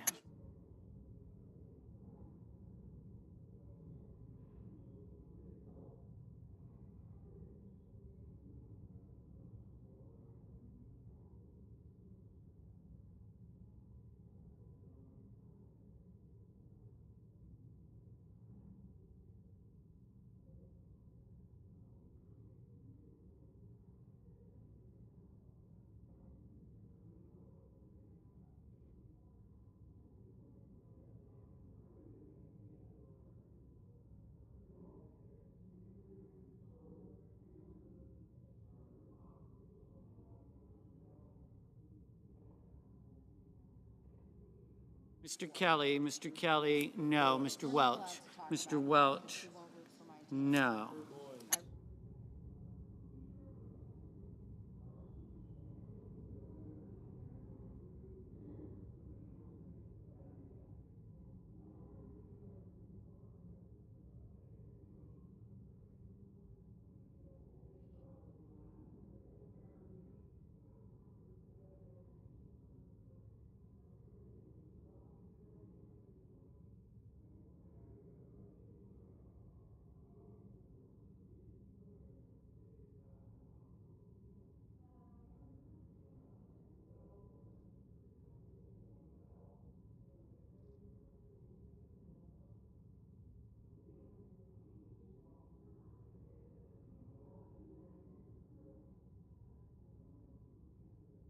Mr.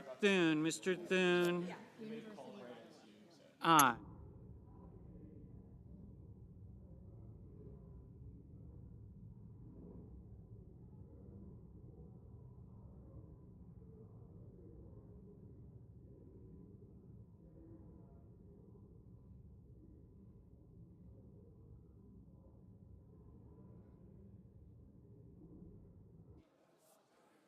Mr. Banks, aye. Mr. Sullivan, aye. Mr. Scott of South Carolina, aye.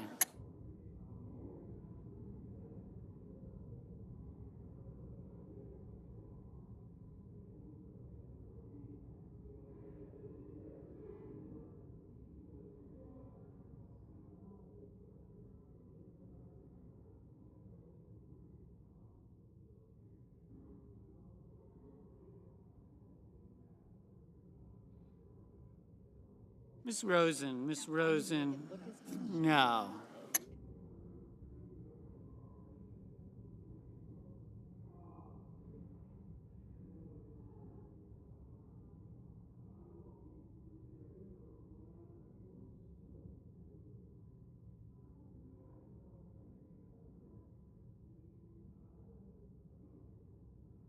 Mrs. Hyde-Smith, aye. Mr. Bozeman, aye.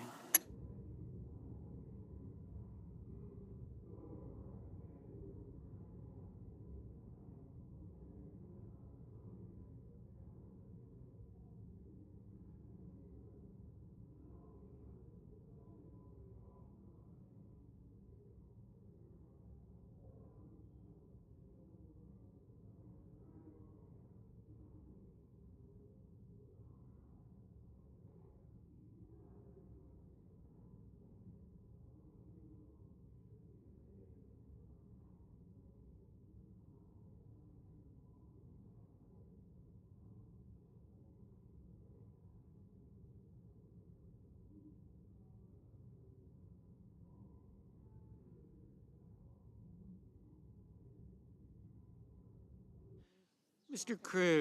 Cruz, aye.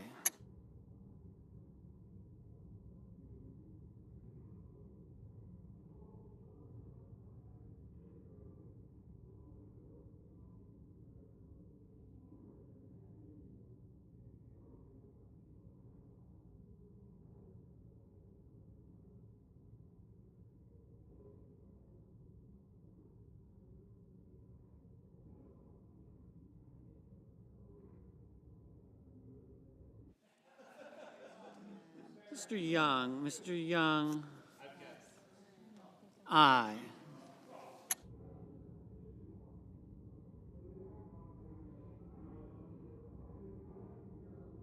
Mr. Schatz, no.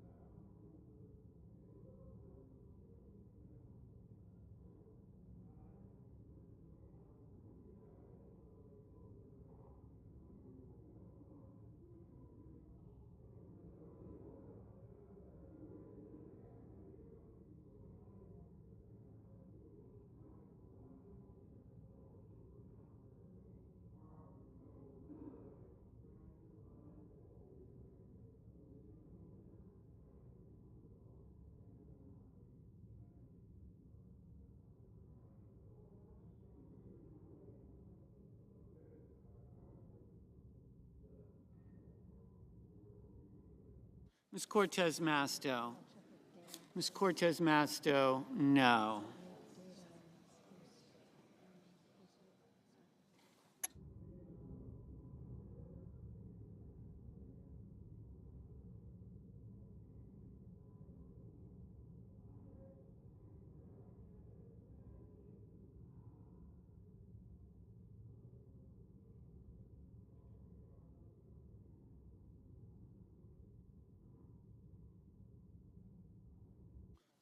Mr. Wicker, aye.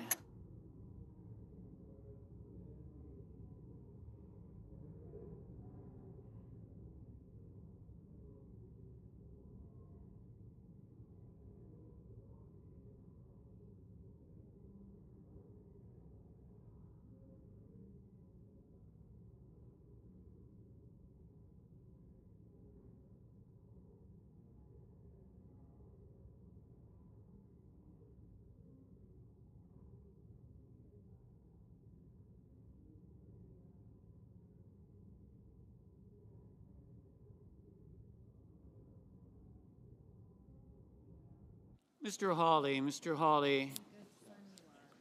aye.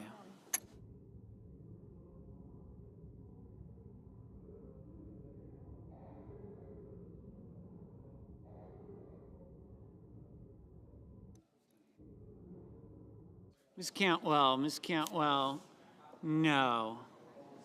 Ms. Smith, no. Mr. Haggerty, aye. Ms. Slotkin, no.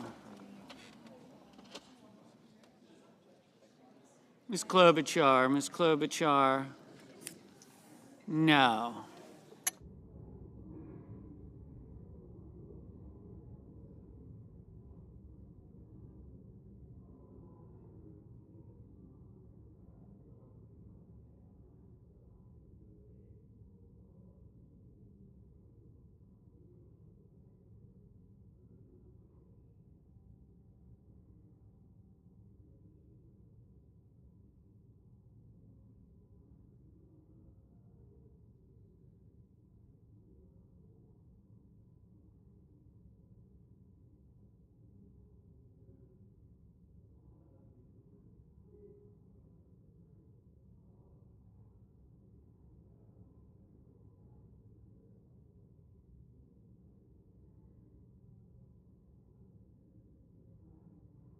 Mr. Kramer, aye.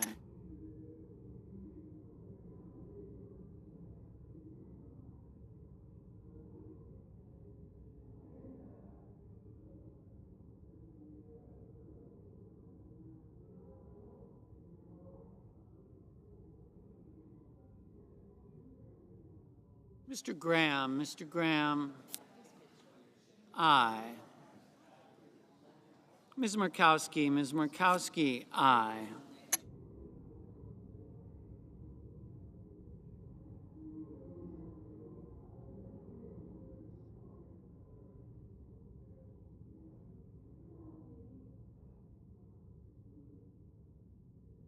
Mr. Kennedy,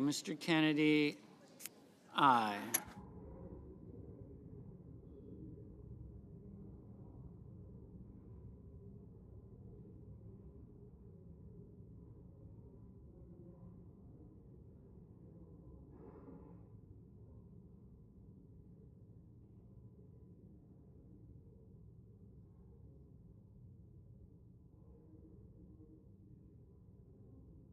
Mr. King,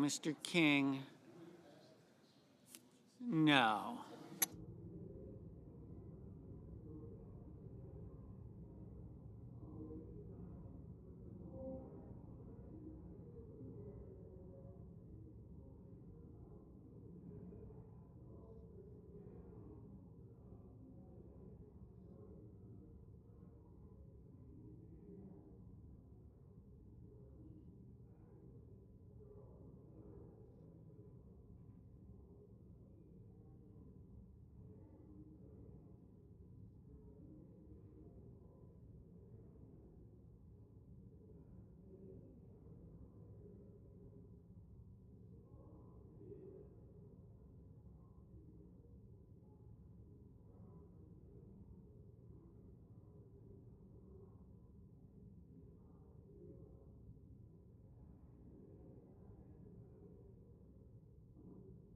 Mr. Schumer,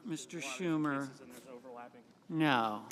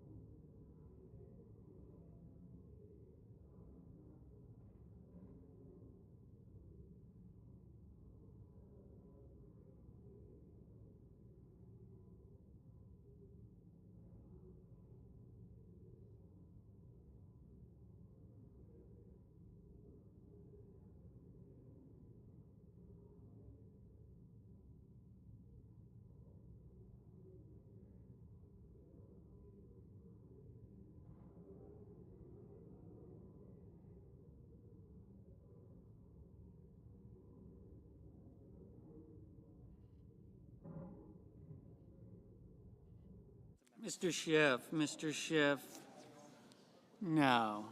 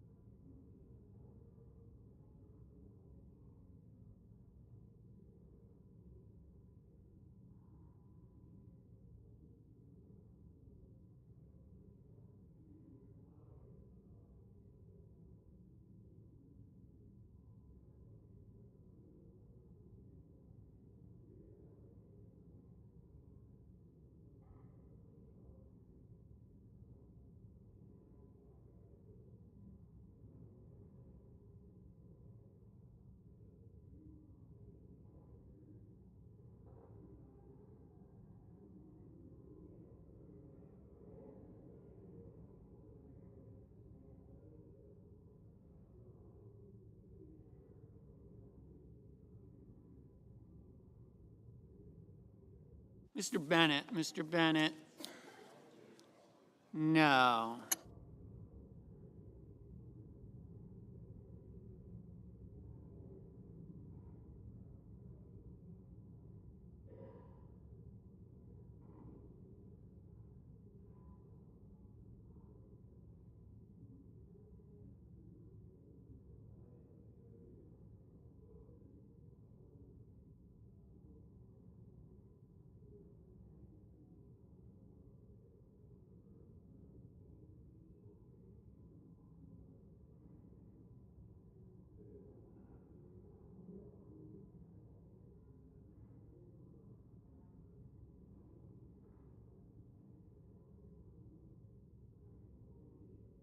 Mr. Blumenthal, no.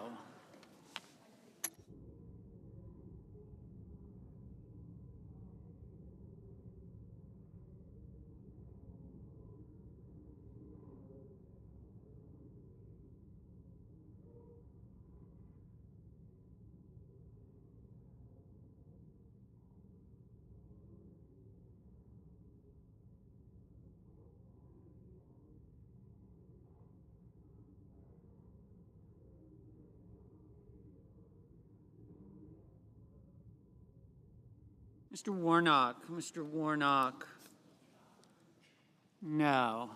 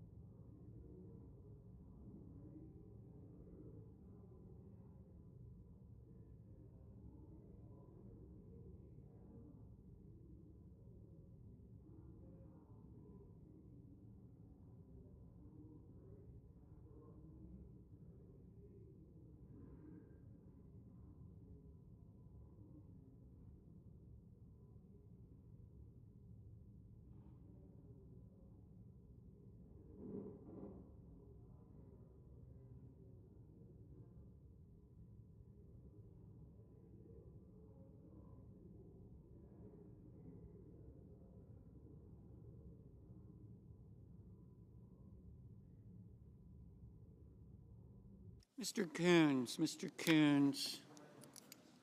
No.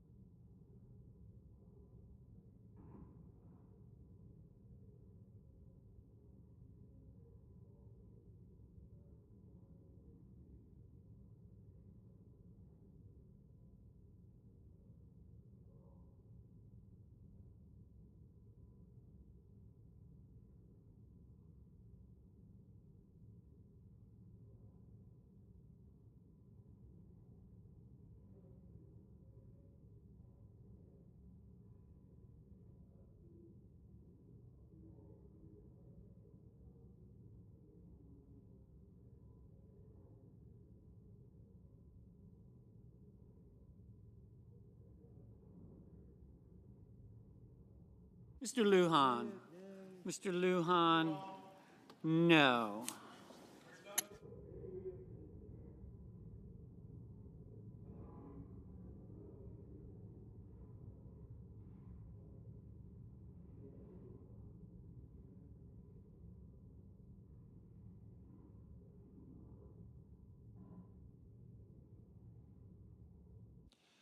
The yeas are 52, the nays are 46. The motion is agreed to.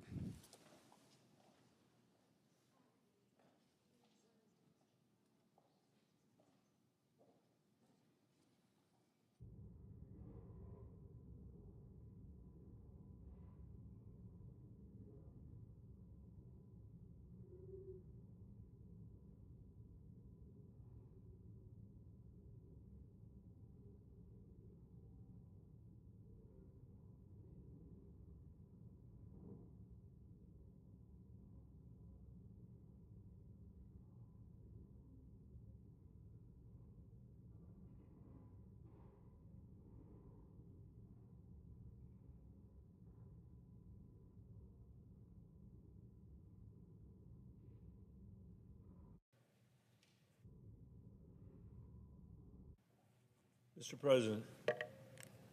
Senator from Colorado. Are we in a quorum call, Mr. President? We are not. Thank you, Mr. President. I'm grateful to be on the floor here tonight with my colleague from California, Senator Schiff, and others to talk about the nomination of Tulsi Gabbard, now the successful confirmation, I guess, of Tulsi Gabbard to be the Director of National Intelligence. To say the least, I never thought that we would see a moment in the history of the United States, the history of our attempt as a Congress to ensure that the American people and that the President gets the intelligence they need. In all these years, over all these decades, I never imagined we'd see somebody like Tulsi Gabbard approved on the floor of the United States Senate for that job. And I wanted to speak tonight just briefly to say why I think that was the wrong direction for the Trump administration, more importantly that, the wrong direction for the American people. Let me say, first of all, intelligence, and being a member of the Intelligence Committee, I know this is unlike anything else we do around here. Because a lot of what happens, my colleague Senator King from Maine is here, a lot of what happens is done in secret. And one of the great privileges of being on the Intelligence Committee is that, I think in part because it's in secret, there isn't the kind of partisanship that you see in a lot of the other committees. There isn't the jockeying for position or for political notoriety. The people on that committee are very, very serious about our work, and in part it's because we all have a responsibility on behalf of all the senators that are not on the committee to be able to transmit as well as we can the intelligence needs of our country, the intelligence findings of the intelligence community, and to play a very important role in oversight. Because if we didn't provide that role, the intelligence agencies could run amok without the American people ever knowing about it, or their representatives knowing about it. In fact, the whole reason we have the Intelligence Committee in the Senate is because so many terrible decisions were made by the intelligence agencies in the post-war period in the 1950s and 1960s. Some of it well-intentioned, during the Cold War, but a lot of it really bad judgments. It included things like the attempt to assassinate foreign leaders and to plot revolutions around the globe. And this Congress, this Senate, decided that we needed to have oversight for the American people. And we created the Intelligence Committee to do that. And it means that we have an institutional structure that ensures that the American people get the best service out of the intelligence community and that the President gets the best intelligence. And that structure was put in place by people who thought it was important for intelligence agencies not to run amok and for the President to get the best intelligence possible. And now we're putting somebody in the job of director of all the intelligence agencies, in a sense, the ODNI, so-called, who's kind of the clearinghouse and the coordinator for all the intel that the president gets, Congresswoman Tulsi Gabbard. Now, look, she's had a record of public service in the Congress and in the military, and I don't dispute that. And I'm not calling into question whether or not she's serving the interests of other countries. But I do want to say, and I will be brief, Mr. President, that I think her judgment has been extraordinarily, I would say, exceptionally bad. I share her view that there were profound intelligence errors in the lead up to the Gulf War and the lead up to the war in Afghanistan. In the Gulf in particular, we remember, the weapons of mass destruction that Saddam Hussein was supposed to have.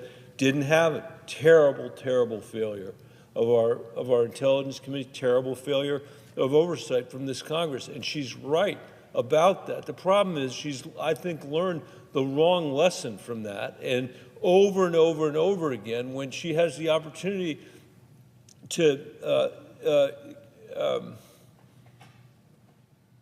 support the interests of the United States, I hate to say it, versus those of our adversaries, time and time again, she picks our adversaries. Or even our allies. I've heard her say how worried she is about what she describes as the remilitarization of Japan, which of course Japan is doing because of the threat from China, with our very, very close cooperation. That's of concern to Tulsi Gabbard. She went to Syria and famously came back disputing our own intelligence agencies' findings about Assad's gassing of his own people. To this day, she hasn't really taken that back, and it makes no sense at all. But the thing that drives me the craziest, Mr. President, is that she has been an apologist for what Vladimir Putin has done since the day Vladimir Putin invaded Ukraine. Ukraine was a peaceful country with a peaceful border, and Vladimir Putin was the first tyrant since World War II ended. And we set up all of these multilateral institutions across Europe and across the world to prevent the kind of hostility that we had seen break out in World War II. And Vladimir Putin decided he would invade a peaceful country next door to him. And in his mind, he had a right to do that because Ukraine has been viewed by czars going back hundreds and hundreds of years as Russian territory. That is not the way the Ukrainian people look at this.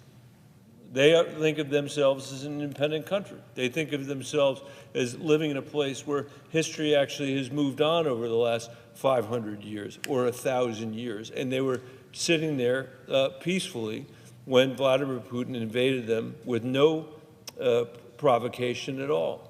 And on the evening that Vladimir Putin invaded Ukraine, Tulsi Gabbard tweeted out at 11:30 at night, her local time, this war, referring to the war, Putin's invasion of Ukraine, this war and suffering could easily have been avoided if the Biden administration, NATO, had simply acknowledged Russia's legitimate security concerns regarding Ukraine's becoming a member of NATO, which would mean U.S. NATO forces right on Russia's border. Now, she gets mad when people read that stuff. That's what she said. And she says, well, don't tell people that I'm carrying propaganda for the Russian government or for Putin. That's not fair. I don't have to say that. But the Russian television put on TV in the days after the aftermath of Putin's invasion the very thing that Congressman Gabbard had said about his invasion, because they saw it as something that ratified what they had done. And it was so consistent, so aligned with his position, continues to be his position today, that he thought it would muddy the waters with people around the world about what they were doing in Ukraine. I believe Ukraine's battle from the very beginning has not been a battle for Ukraine. I think it's a battle for democracy. I think they are on the tip of the spear, in a way that nobody has been since World War II, and the Ukrainian people have been unbelievable. The Ukrainian soldiers have fought magnificently. There was a view when Putin invaded Ukraine, Mr. President, that in 3 days they were going to be in Kyiv, the Russians. And because of the bravery of the Ukrainian people, because of the bravery of the soldiers, many of whom have given up their lives,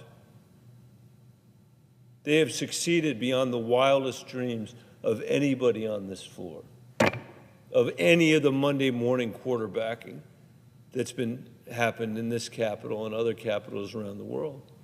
And our allies all around Europe, but also in the Pacific area as well, all have seen what the Ukrainian people have accomplished.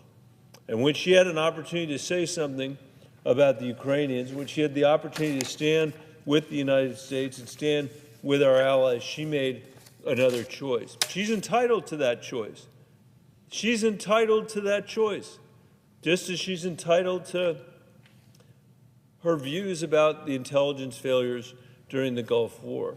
But the fact that she has the idiosyncratic views that she has, whether it's Putin's invasion of Ukraine or her writing a bill in the House to give Edward Snowden a pardon, that doesn't qualify her to be the lead intelligence official for the United States of America. As I said, and I'll finish here, Mr. President, we work well in a bipartisan way on these issues. The American people need the president to get intelligence in a way that's trustworthy, that is not shaded in one direction or another, and we all need to be able to trust each other in the delivery of that intelligence. And I will say that I think the president, in nominating Congresswoman Gabbard for this position, has fallen short. I voted for the CIA director. This is not an issue of his appointments to the intelligence agencies, but in the case of Congresswoman Gabbard, I think he missed the mark. And I apologize to my colleague from California for going on for so long. I will yield the floor to him.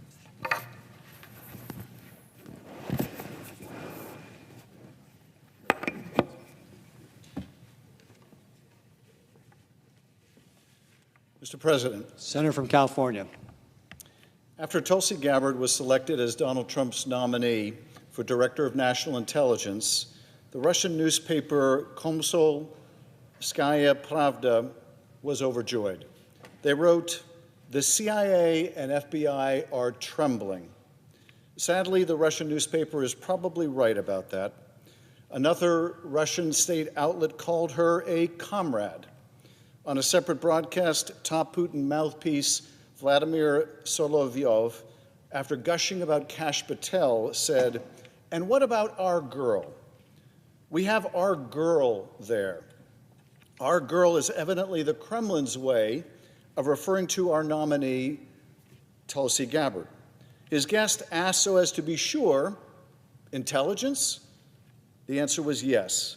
RT, yet another Russian outlet that Ms. Gabbard regularly read and shared articles from, took to Twitter to defend her. Quote, "We've got your back, Tulsi." Yes, they certainly do. In September, it was revealed that RT was acting covertly on behalf of Moscow to spread propaganda in the United States. Not a surprise that RT has Tulsi Gabbard's back. The question is, should we? The Director of National Intelligence is the nerve center of our nation's intelligence network. It is the linchpin between 18 agencies tasked with detecting and preventing threats to our national security and coordinating our intelligence resources. It's a job that requires judgment. It requires experience. It requires a high degree of trust. Above all, it requires a deep and unwavering commitment to the truth and a willingness to stand up to despots. And yet the nominee before us is stunningly lacking in all of these qualities. Ms. Gabbard's record in Congress is not one of distinction in intelligence matters. She did not serve on the Intelligence Committee in the House, was not known for advancing meaningful legislation on intelligence in this space. When she did sign on to legislation, it was to eliminate critically important intelligence programs, or it was to praise those who leaked classified information and did great damage to our nation, like Edward Snowden. She did not wrestle with the complexities of the intelligence gathering and analysis process. In fact, in the moments when her voice was heard on matters of foreign policy, it was in ways that should concern all of us. She has echoed, amplified, and at times outright defended the positions of autocrats and despots. When now deposed Syrian dictator Bashar al-Assad gassed his own people, she cast doubt on the findings of our own intelligence agencies, cast doubt on them, just like the Russian propaganda outlets did.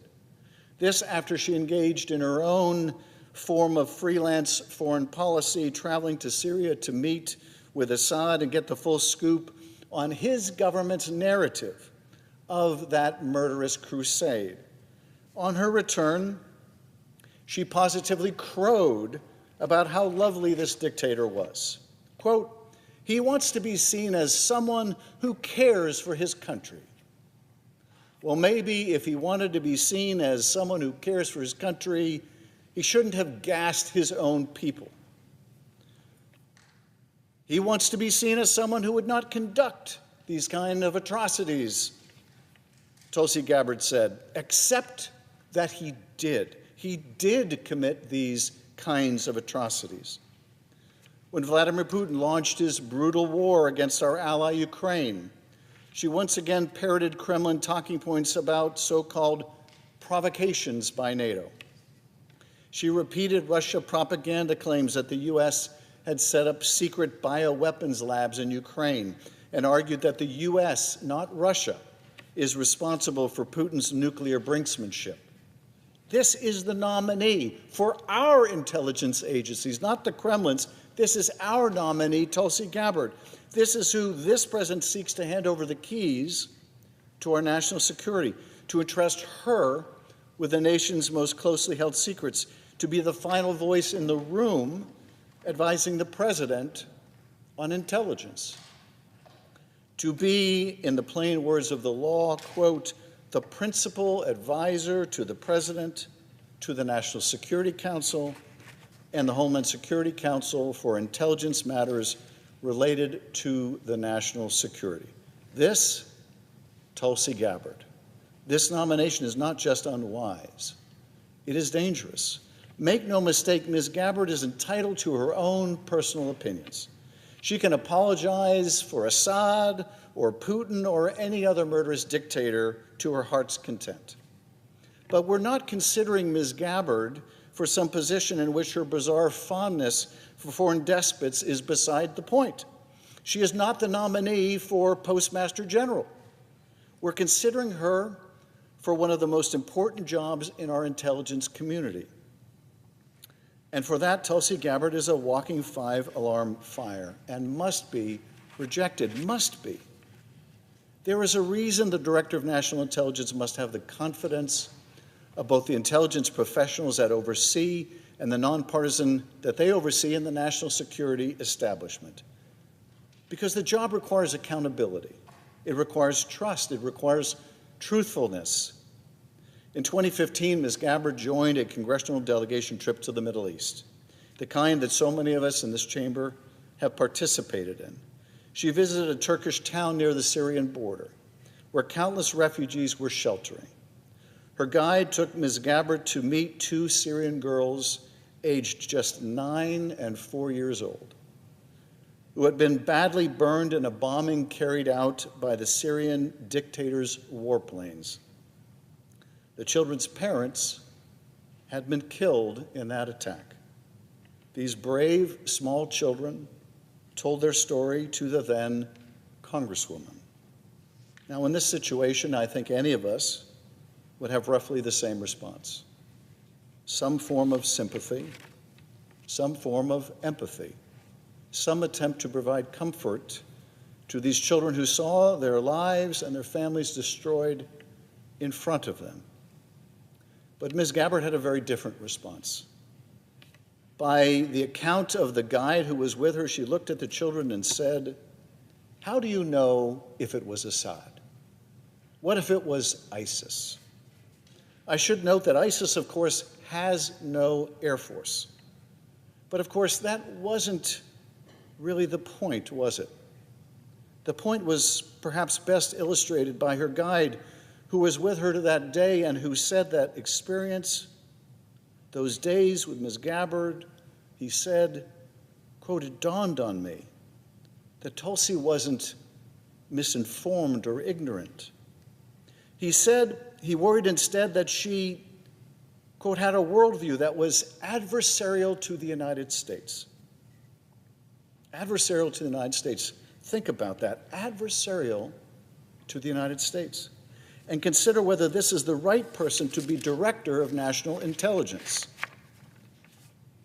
Where do we draw the line with Donald Trump? What level of unfitness in a nominee? What level of unconstitutionality in an executive action? What level of abject disregard of our judicial system? What national security threat or risk will it take? What action could he commit where we would be joined by our Republican colleagues in saying we've had enough? Where is the line? When is an action too egregious or an appointment too absurd, a risk or threat that is too big? Where is the line? Is it disobeying a lawful court order, which this administration seems to be laying the groundwork to do? Is it confirming a patently unqualified FBI director who wants to close down FBI headquarters and makes music with felons who beat law enforcement? Is it a director of HHS who doesn't believe in vaccines, or a director of national intelligence who has sought to undermine vital intelligence operations and whom the Russians and others viewed as aligned with them instead of with us? Where is the line? Because for me, that line has been crossed a long, long time ago. I will not support this nomination. And I urge my colleagues to think long and hard before they do. Because if Ms. Gabbard is confirmed, we will not need the luxury of hindsight. We already have the luxury of hindsight. The threats to our nation are real. Those who wish us harm are busy plotting against us. There are plots to conduct attacks on U.S. soil. There are intelligence warnings about China's intentions to replace U.S. influence around the world, and about Russia's relentless assaults against our friends and allies. And at a moment when the world is watching, when our allies and our adversaries are questioning America's stability and leadership on the global stage, we cannot afford to confirm a director of national intelligence who lacks the qualifications, the judgment, and the credibility to lead. We cannot. Remember that Russian broadcaster I mentioned earlier, Vladimir Solovyov. Here's some of the rest of that exchange with the guest on his show. "Well," he said, with Tulsi Gabbard, it's not that simple." The guest replied, "It might not work because what if it's not approved? The Russians are worried that Tulsi Gabbard might not be approved by this body." That should tell us something. People, please, do we need the Kremlin to spell it out for us, what they are hoping and if they prayed, would be praying for us to do? Solovyov seemingly answered that question for us live on Russian TV. Quote, "Why are you suddenly so doubtful?" he asked his guest. Solovyov seemed nervous about the chances for confirmation of the woman he described as our girl, Tulsi Gabbard. Perhaps he fears that Congress has more common sense than to confirm someone who prefers Russia's worldview over matters like Ukraine's sovereignty to our own national security professionals. But do we? Do we possess that basic common sense, for the sake of our country, for the sake of our nation's most sensitive classified information, and for the sake of the workforce that keeps us safe, I hope and pray that we do. That we possess the common sense to vote down Tulsi Gabbard. We will soon find out. And I yield back.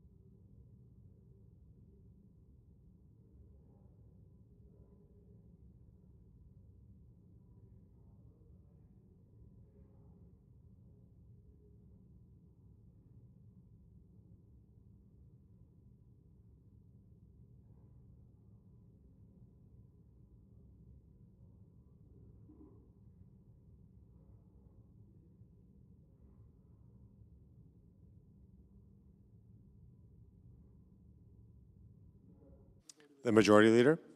I ask unanimous consent that the Senate be in a period of morning business for debate only, with senators permitted to speak therein for up to 10 minutes each. Without objection. Mr. President, I understand the chair has an announcement for the Senate.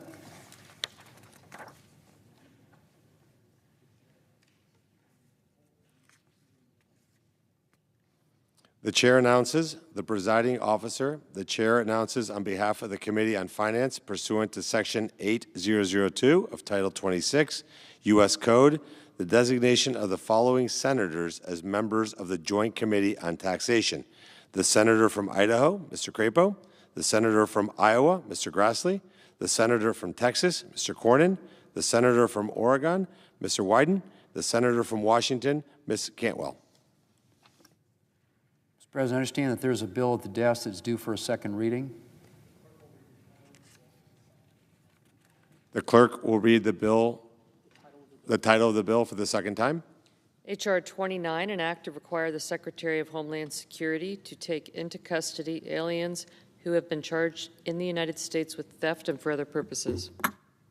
President, in order to place the bill on the calendar under the provisions of Rule 14, I would object to further proceeding.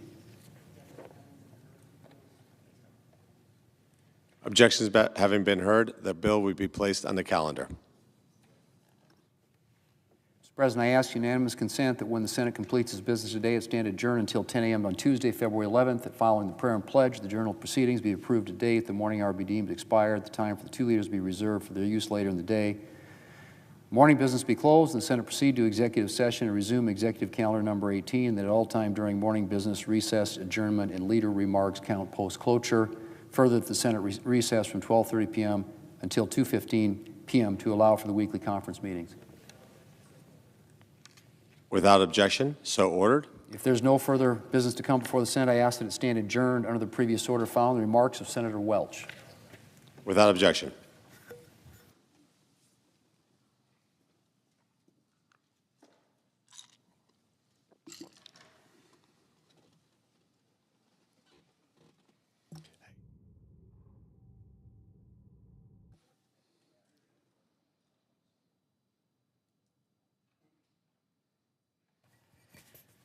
Mr. President. I recognize the senator from Vermont. Thank you, Mr. President.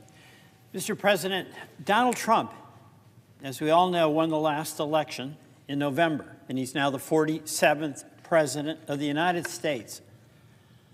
But Donald Trump did not, contrary to what he and the Vice President want people to believe, win by anything close to a landslide. As this chart shows, out of a total of 155,238,302 votes, Mr. Trump won 77,302,000, or 49.8%. Kamala Harris won 75 million, or 48.3%. President Trump won, but just slightly over 2 million votes more than Kamala Harris. The difference between them was 1.5% of the popular vote. And although it was one of the smallest margins of victory in since the 19th century, President Trump, in his inaugural address, and others in the inner circle of Trump, repeatedly called the victory a landslide, a blowout, a mandate, historic. You know what a real landslide is? Lyndon Johnson in 1964 won by 22.6%. Ronald Reagan won by 18.2%. Those are landslides. But why does it matter? Because facts matter. The truth matters. And we cannot survive in our democracy without respect, and much more respect for the truth. It's also really important because when one goes, whether you're running for the U.S. Senate or the presidency of the United States, when one goes from candidate for office to the president or the U.S. senator in office, the responsibility that we have is to all the people in our district, and certainly for the president of the United States, a responsibility to all the people in the United States. We serve all, whether they voted for us or against us. But what has been happening with the assertion that this was this massive landslide is it has become a justification for narrow policies that completely disrespect the reality that so many other Americans need to be represented and heard, and also is so narrow that even among those who voted for President Trump for a variety of reasons are not getting policies they thought would be included. The America First policies so far have cut funding for programs to protect water that all Americans need, clean air that we all breathe, whether it is a voter who was for Trump or a voter who was for Harris.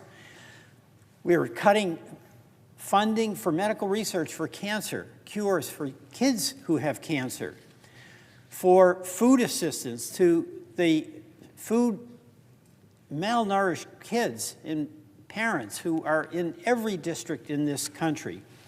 And of course, most spectacularly, what we're seeing is the illegal termination of the USAID program, something the courts have rescinded, but the administration is rushing pell-mell nevertheless.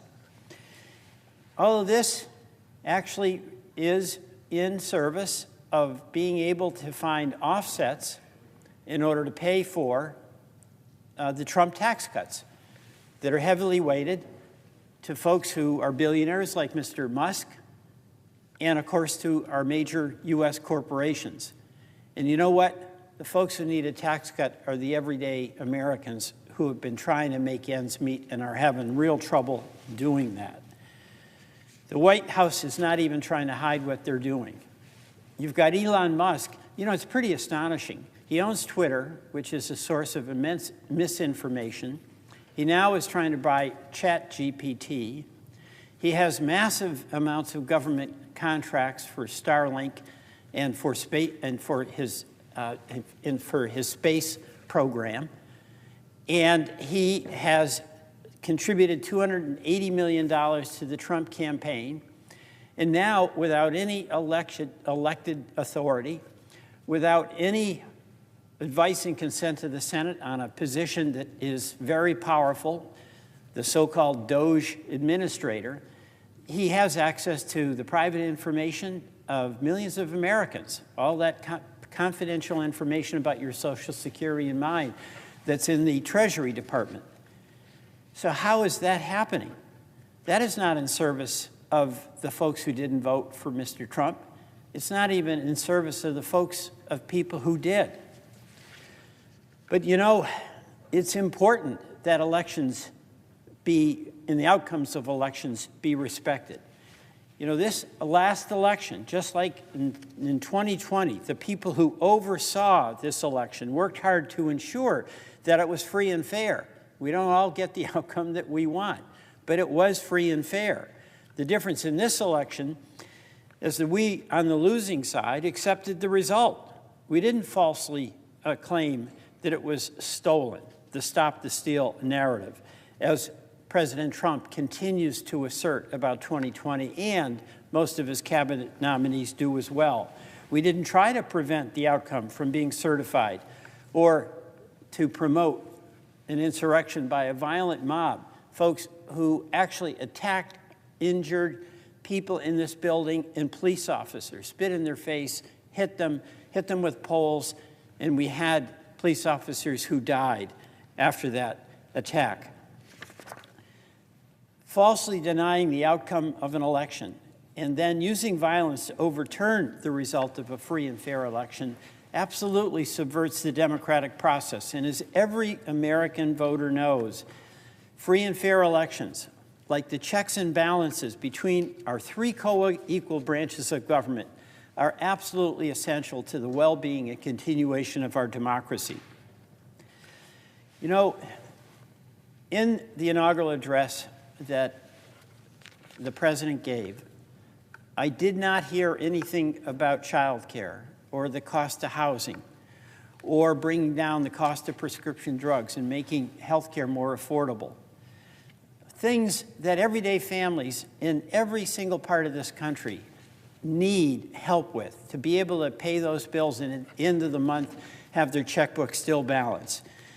If and when the president starts focusing on those issues, I and my colleagues are absolutely ready to work with him and our colleagues on the other side of the aisle, because those things, affordable broadband, affordable health care, affordable housing and rent, some economic security, those are things every single one of us needs. And the challenges that we face, whether it's Red America or Blue America, to try to have better policies to make that happen, are things that we must be working on together, but not where what comes first, last, and always are these tax cuts that explode the deficit and go to folks who are not now paying their fair share. So as long as President Trump and his allies pretend that he has this massive mandate to literally disrupt and throw out the traditions and norms and guardrails of democracy, that is something I and so many of my colleagues will resist. We can't do that. The law matters. Respect for your opponents matters. And focusing on the everyday needs of everyday people is what matters most. It's what is the goal all of us should be looking to accomplish. So, Mr. President, there was no mandate, no massive mandate. There was a victory.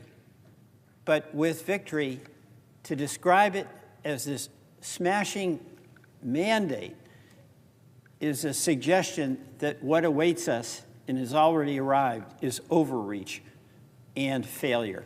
Mr. President, I yield back.